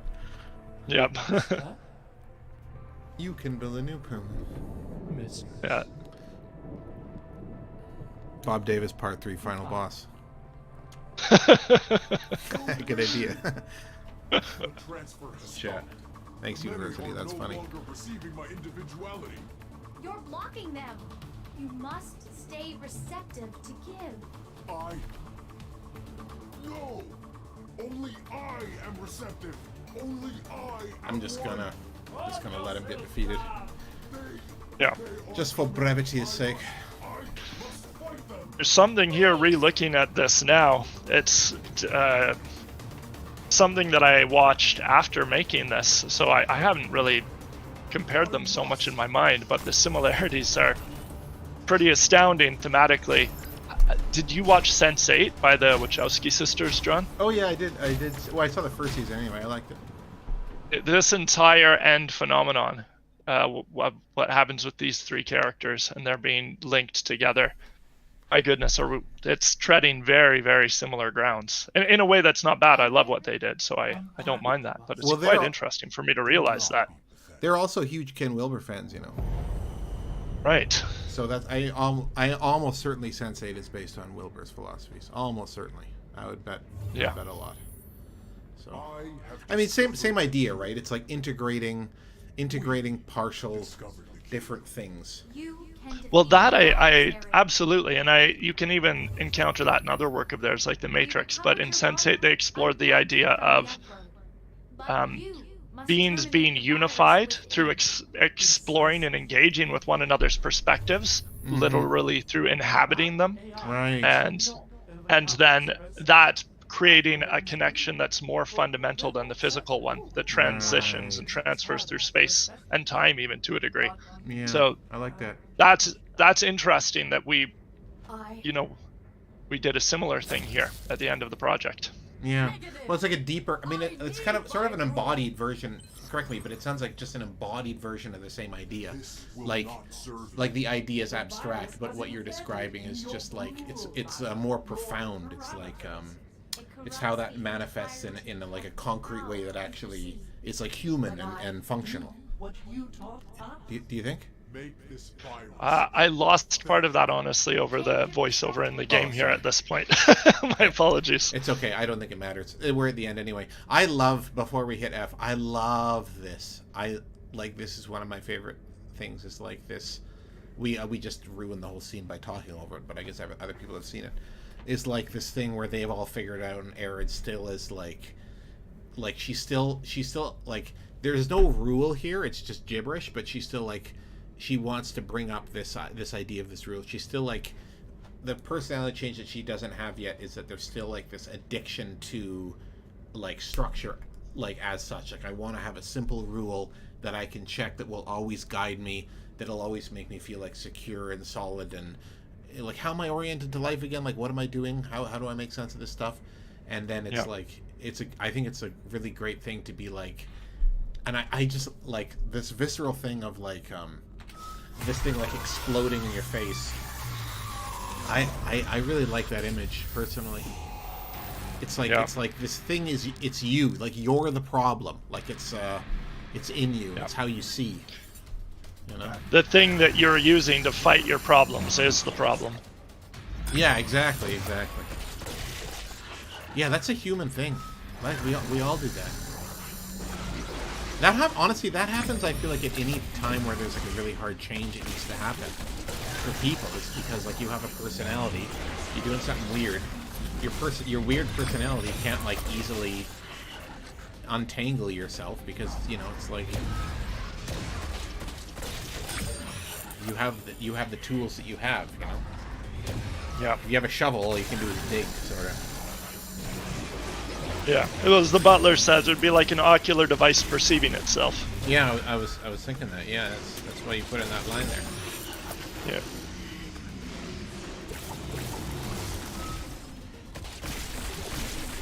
All right, buddy. Good thing I play tested the whole game. That left wing wasn't working in the epic build. That's the last thing I fixed before uploading the build.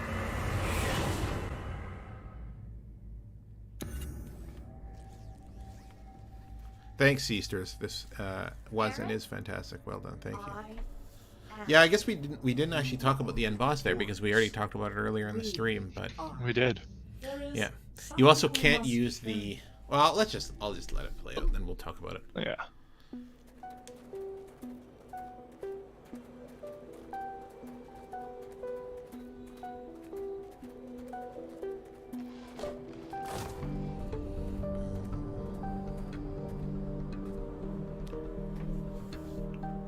This guy's doing like Tai Chi in the middle of nowhere.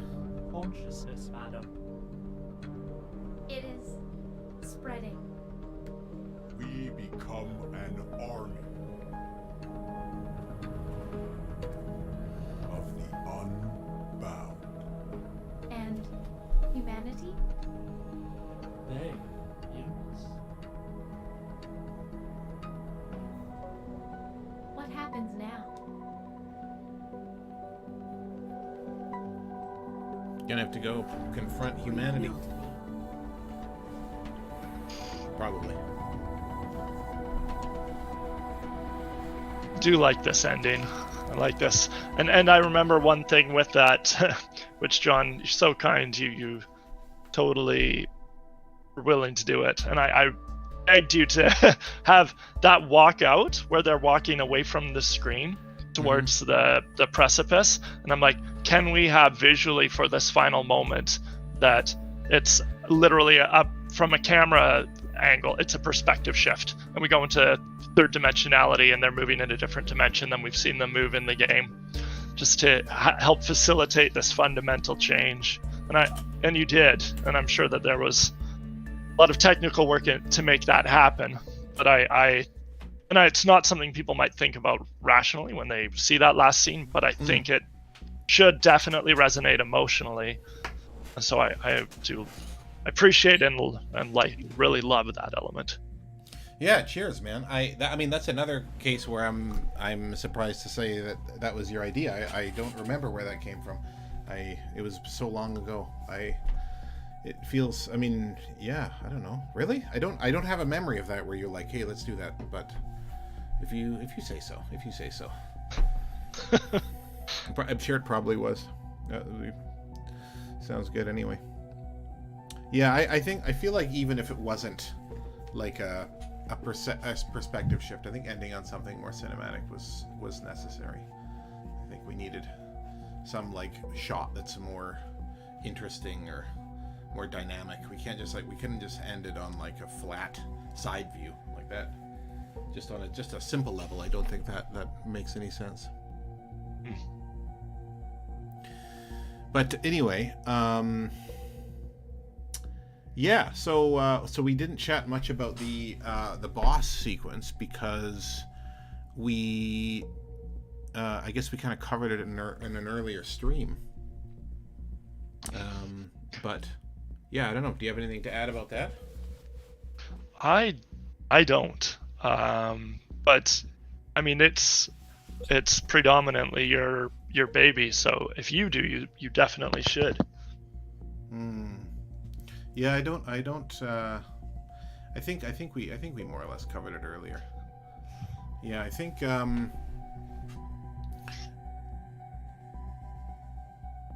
Yeah, well, I think what we talked about earlier was the idea that for a lot of people the boss fight didn't land. It sounds like, and to me, I love what we did. I think that it took us quite a lot of time and work and iterating to get to that point. And I feel like it, I do like the idea that like Arid, to some extent there's these ideas in Arid's mind and they're disintegrated. She has this ideology stuff going on, this attachment to her perspective, and there's still like this that tendency that's like represented in the virus, and she has to be willing to like have like a constantly changing, like fluid relationship to seeing. And like the virus is always like moving around in her head and trying to like embed itself into the structure. That's something that we didn't actually play out in the stream, but like it's trying to embed itself in like the structure of her mind. So if you're in like the butler way of seeing inside Arid's mind, there's all these like butlery things, and the virus will try and like embed itself in there.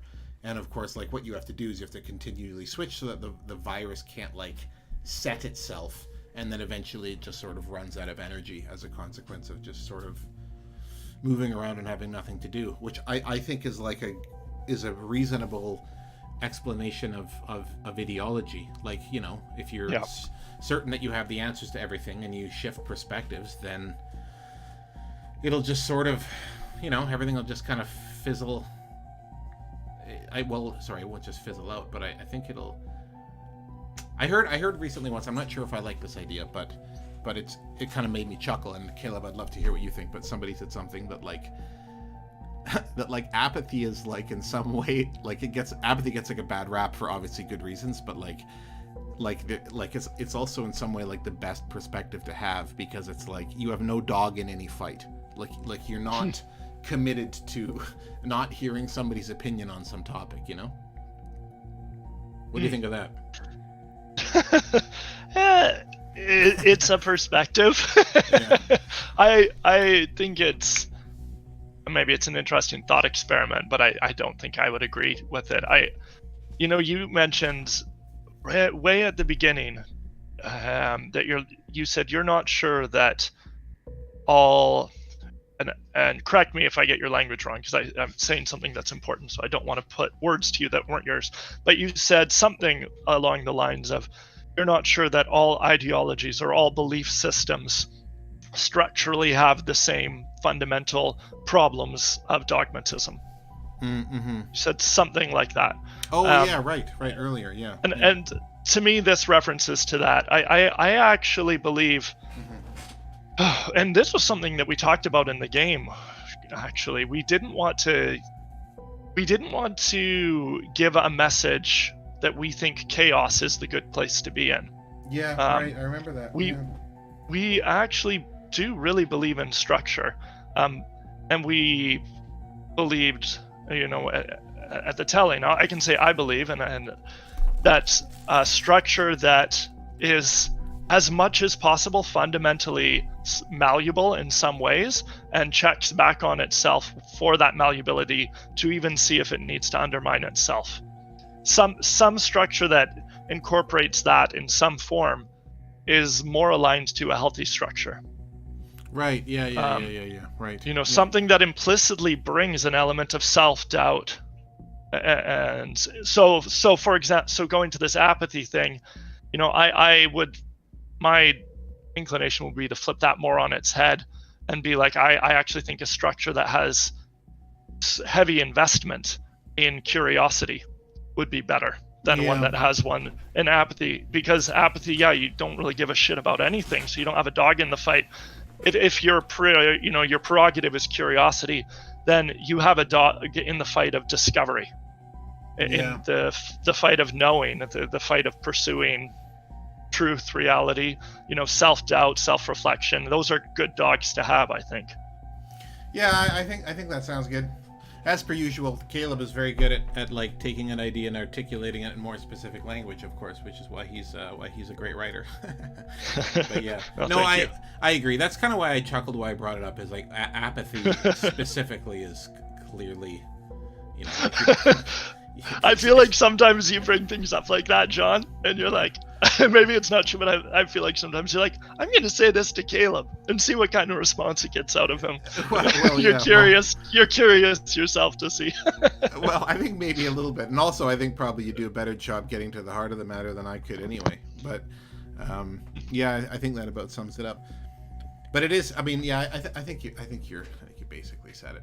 Yeah, you need to be able to switch your perspective, but obviously, you have to give a shit. But I mean, one would hope that those things you can actually. I mean, that's the thing. It's like whatever it is that you have, that's the axiom that you're talking about, which is like, here's your belief structure, and this is what allows you to be flexible. Presumably there could be an error in how you formulated that, right? So yes.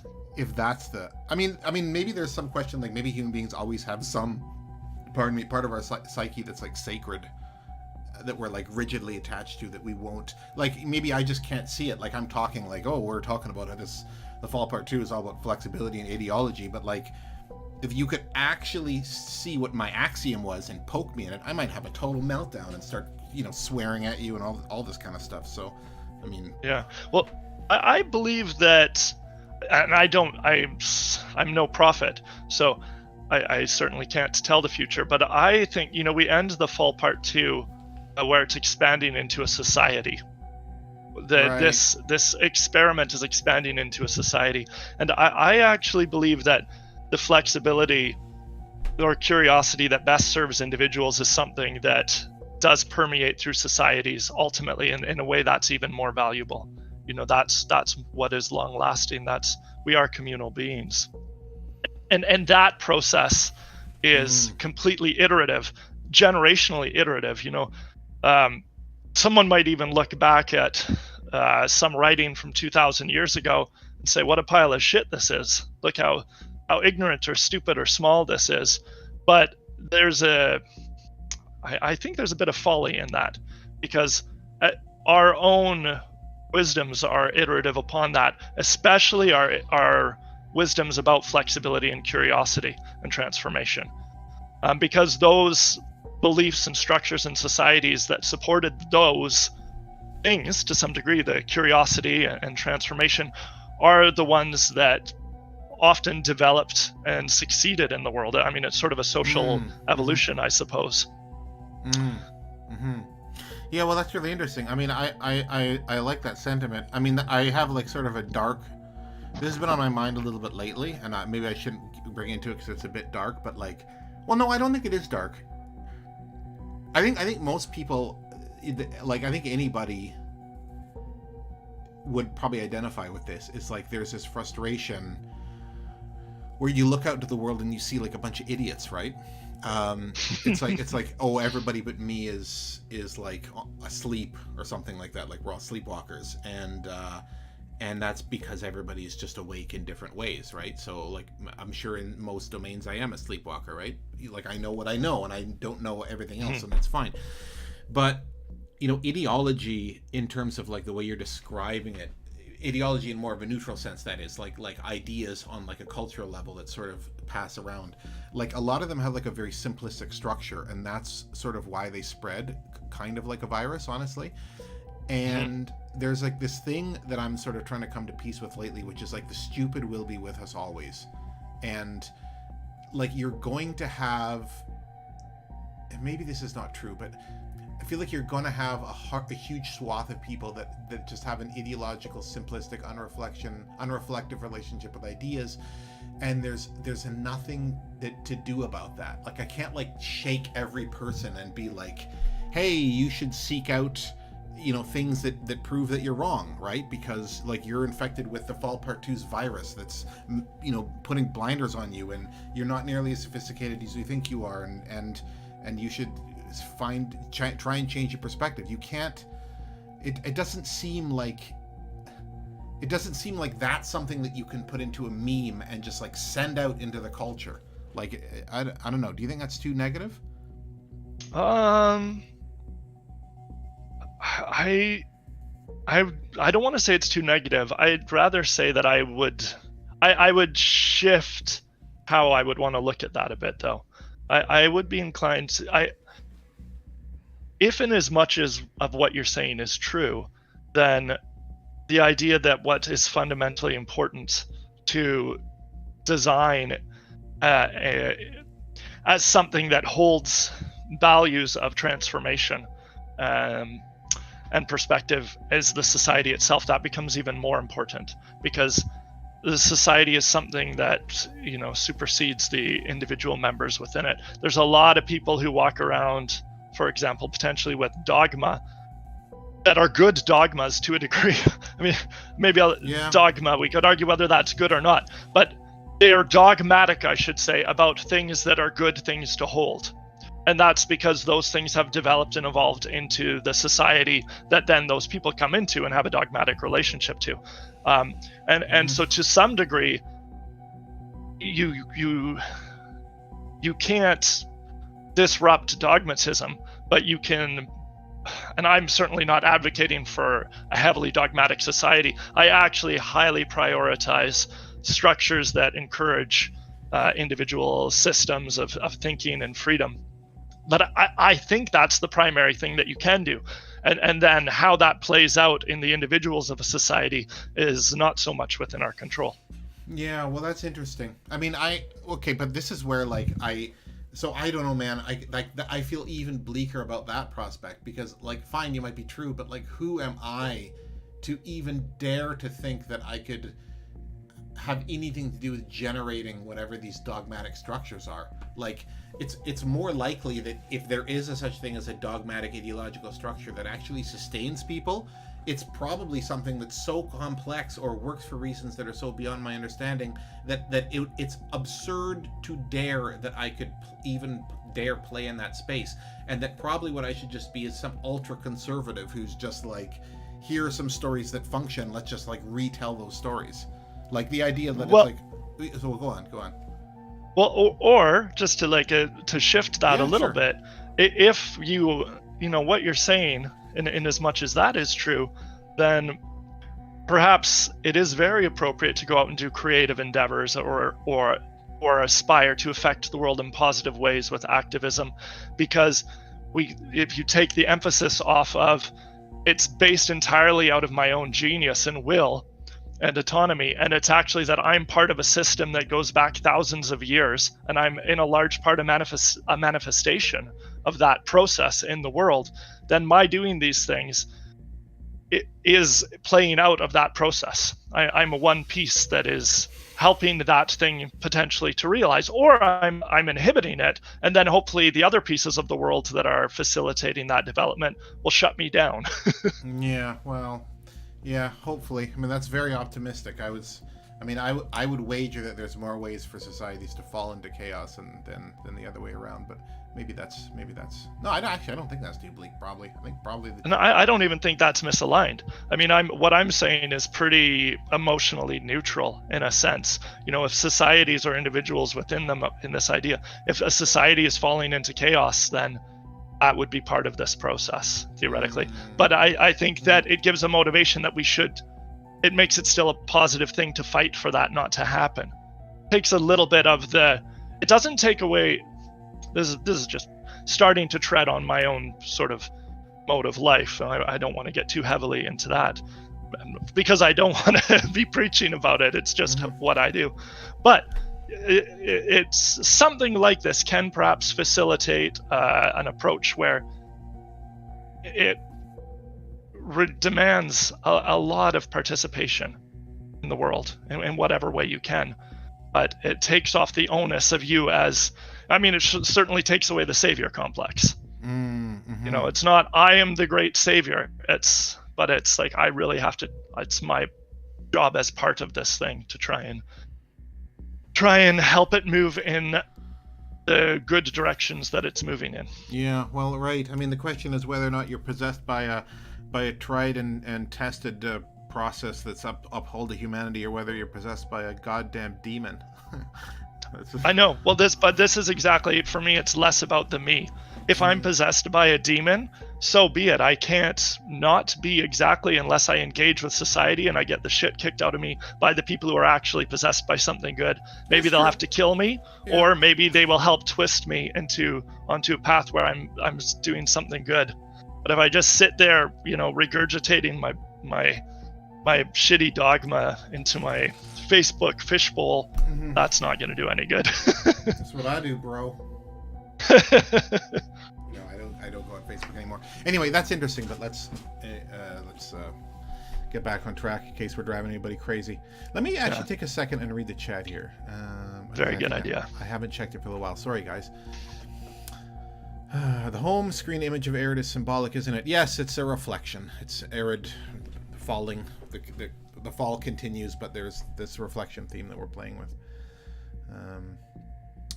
Apathy is like most perspective, or its appropriate uses. Yeah, sorry, it has its appropriate uses, but when it's bad when it's taken to its extremes. Yes, sir. Good point. Anarchy is order. This reminds me of our conversation from earlier. Looking forward to our next project.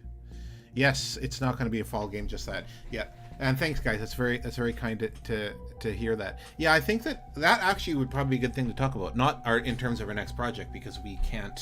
I announced on Twitter that we're working with CodeSync, our publisher, who are absolutely a delight to work with, by the way. But obviously, we have to respect them and their marketing efforts. So we say. I trust them. We've given them responsibility essentially to determine what our messaging is, so I'm not going to say anything obviously that they don't tell me to say. But I think that Caleb and I learned a lot from this project, and our next project is more deeply integrating, I think, probably a lot of the things that we've complained about over the course of this stream. I don't want to say anything I shouldn't. And I don't want to say anything that implies something that isn't true. I want to say that the project is simpler, because obviously it's simpler, because anything in the world would be simpler than the amount of stuff that we crammed into this game. But that isn't to say it's simple. It has its complexity and it has its richness, but it's more organized and it's more maturely expressed. Perhaps I'll say. Caleb, do you think that's fair? Yeah, maybe we'll be proven wrong when people play it. They'll be like, "Oh my God, they doubled down." But no, there's no way. There's no way. Definitely not. No. But maybe I'll try an analogy to see if this expresses for you, John. You can say yay or nay. Yeah. You can have a recipe of food that's got a hell of a lot of flavors and ingredients in it. And there's some cacophony because of that. It's just they're conflicting, they're not coming through at the right time with their flavors. You can have something that's very refined, more refined, and it has a tremendous amount of flavor and precision and deliberateness in its cooking, but that comes through a lot more smoothly. Excellent metaphor. See, you guys, he's so smart. He's such a smart guy. That's why we love working with Caleb. But yeah, no, that's a really good way of saying it, buddy. Yeah. I think that in general, that is a really good metaphor. I do feel like that in the Fall Part 2, I'm like, okay, I've got my chef's certificate, and now we're gonna cook with every flavor. I'm gonna make shrimp, pumpkin, salad, soup, pork roaster. It's like, what are you making, you lunatic? There's this thing of Gordon Ramsay challenging this. It was on his old Kitchen Nightmares thing where he's challenging this chef, and the chef is obsessed with making this extremely complex, subtle food that has all of this interesting complex flavor profiles. And Gordon Ramsay's like, let's have a competition to make pumpkin soup. Which of course he's totally setting the guy up, because obviously he knows what he's going to make with pumpkin soup, and he makes this pumpkin soup that's just pumpkin and there's nothing else in it. I guess he roasts the pumpkin or something, and then that brings up the sugars, and then he adds that bang. So there's literally one ingredient, and they get a food critic to try it, and the food critic is like, yeah, Gordon Ramsay pumpkin soup is way better than your extraordinarily complex, artful pumpkin soup that you made. Mm-hmm. Sounds yummy. Indeed. But yeah, what else can I say? What else can we say that we haven't said? I'll say I'm really glad we went through this together, John. It was good. It was good to do. Yeah, I feel the same way, buddy. And overall, I know I had a lot of negativity. I feel like I had more negativity the first day, and then less as each day went on. Ultimately, exploring that has left me feeling overall happy about the project overall. Yeah, I definitely feel more complete about it. Yeah, when we released the Fall Part 2, I definitely fell into a depression. It didn't connect at all. but it just is what it is. I actually had a guy on Twitter asking me for a refund just before we started the stream because he was frustrated, as a matter of fact. So that's a thing that we'll just continue to deal with, and that's okay. But yeah, it's okay. I now feel like way more at peace with the fact that this game didn't do nearly as well as we wanted. But, and I should say, we have a question in the chat that says, so the Fall Part 2 was more like a calzone, but your next project will be more like a grilled cheese sandwich. That's funny. Not exactly. I think the Fall Part 1 is a better analogy. Like, the Fall Part 1 is not a simple game. It's like, it's pretty intelligent, it does some good things, but it's viscerally fun, it's simpler to understand, and because it's simpler to understand and has a simpler through line, it's just a lot easier to even have a relationship with the deeper ideas that we're trying to communicate.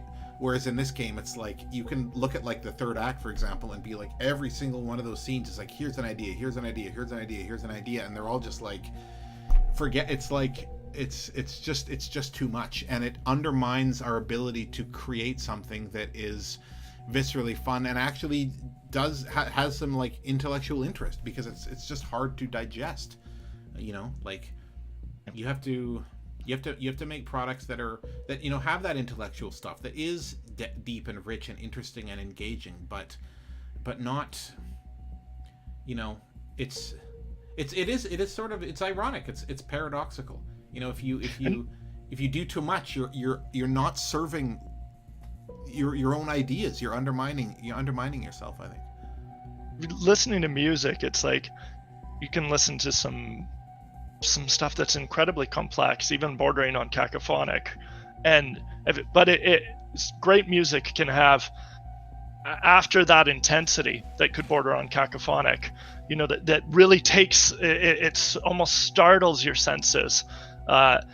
Then you have a series of bars and refrains that relate back to that music in a digestible way, so that you can process what you just experienced, and it integrates it into the harmonies and whatnot before it introduces something else.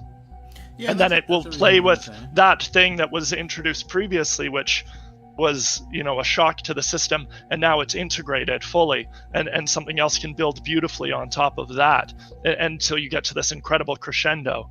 And I think something like that sounds appealing to me.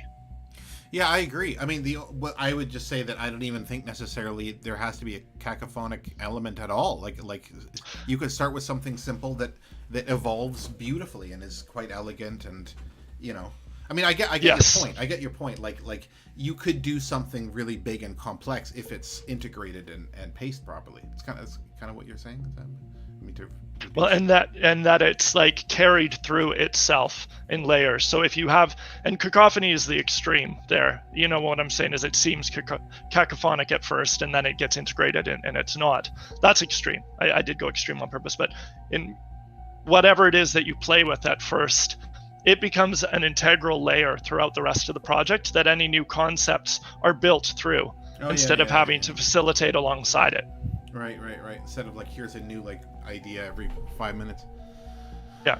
Anyway, okay. Well, I guess we might as well leave it at that. I don't know if we covered like everything we could possibly cover, but I feel like we covered. I feel like we covered enough. And if people are interested to know what we think about the project, I feel like it's more or less in these videos. So. Okay, shall we end the stream? Yeah, I think so. We did almost 6 hours exactly.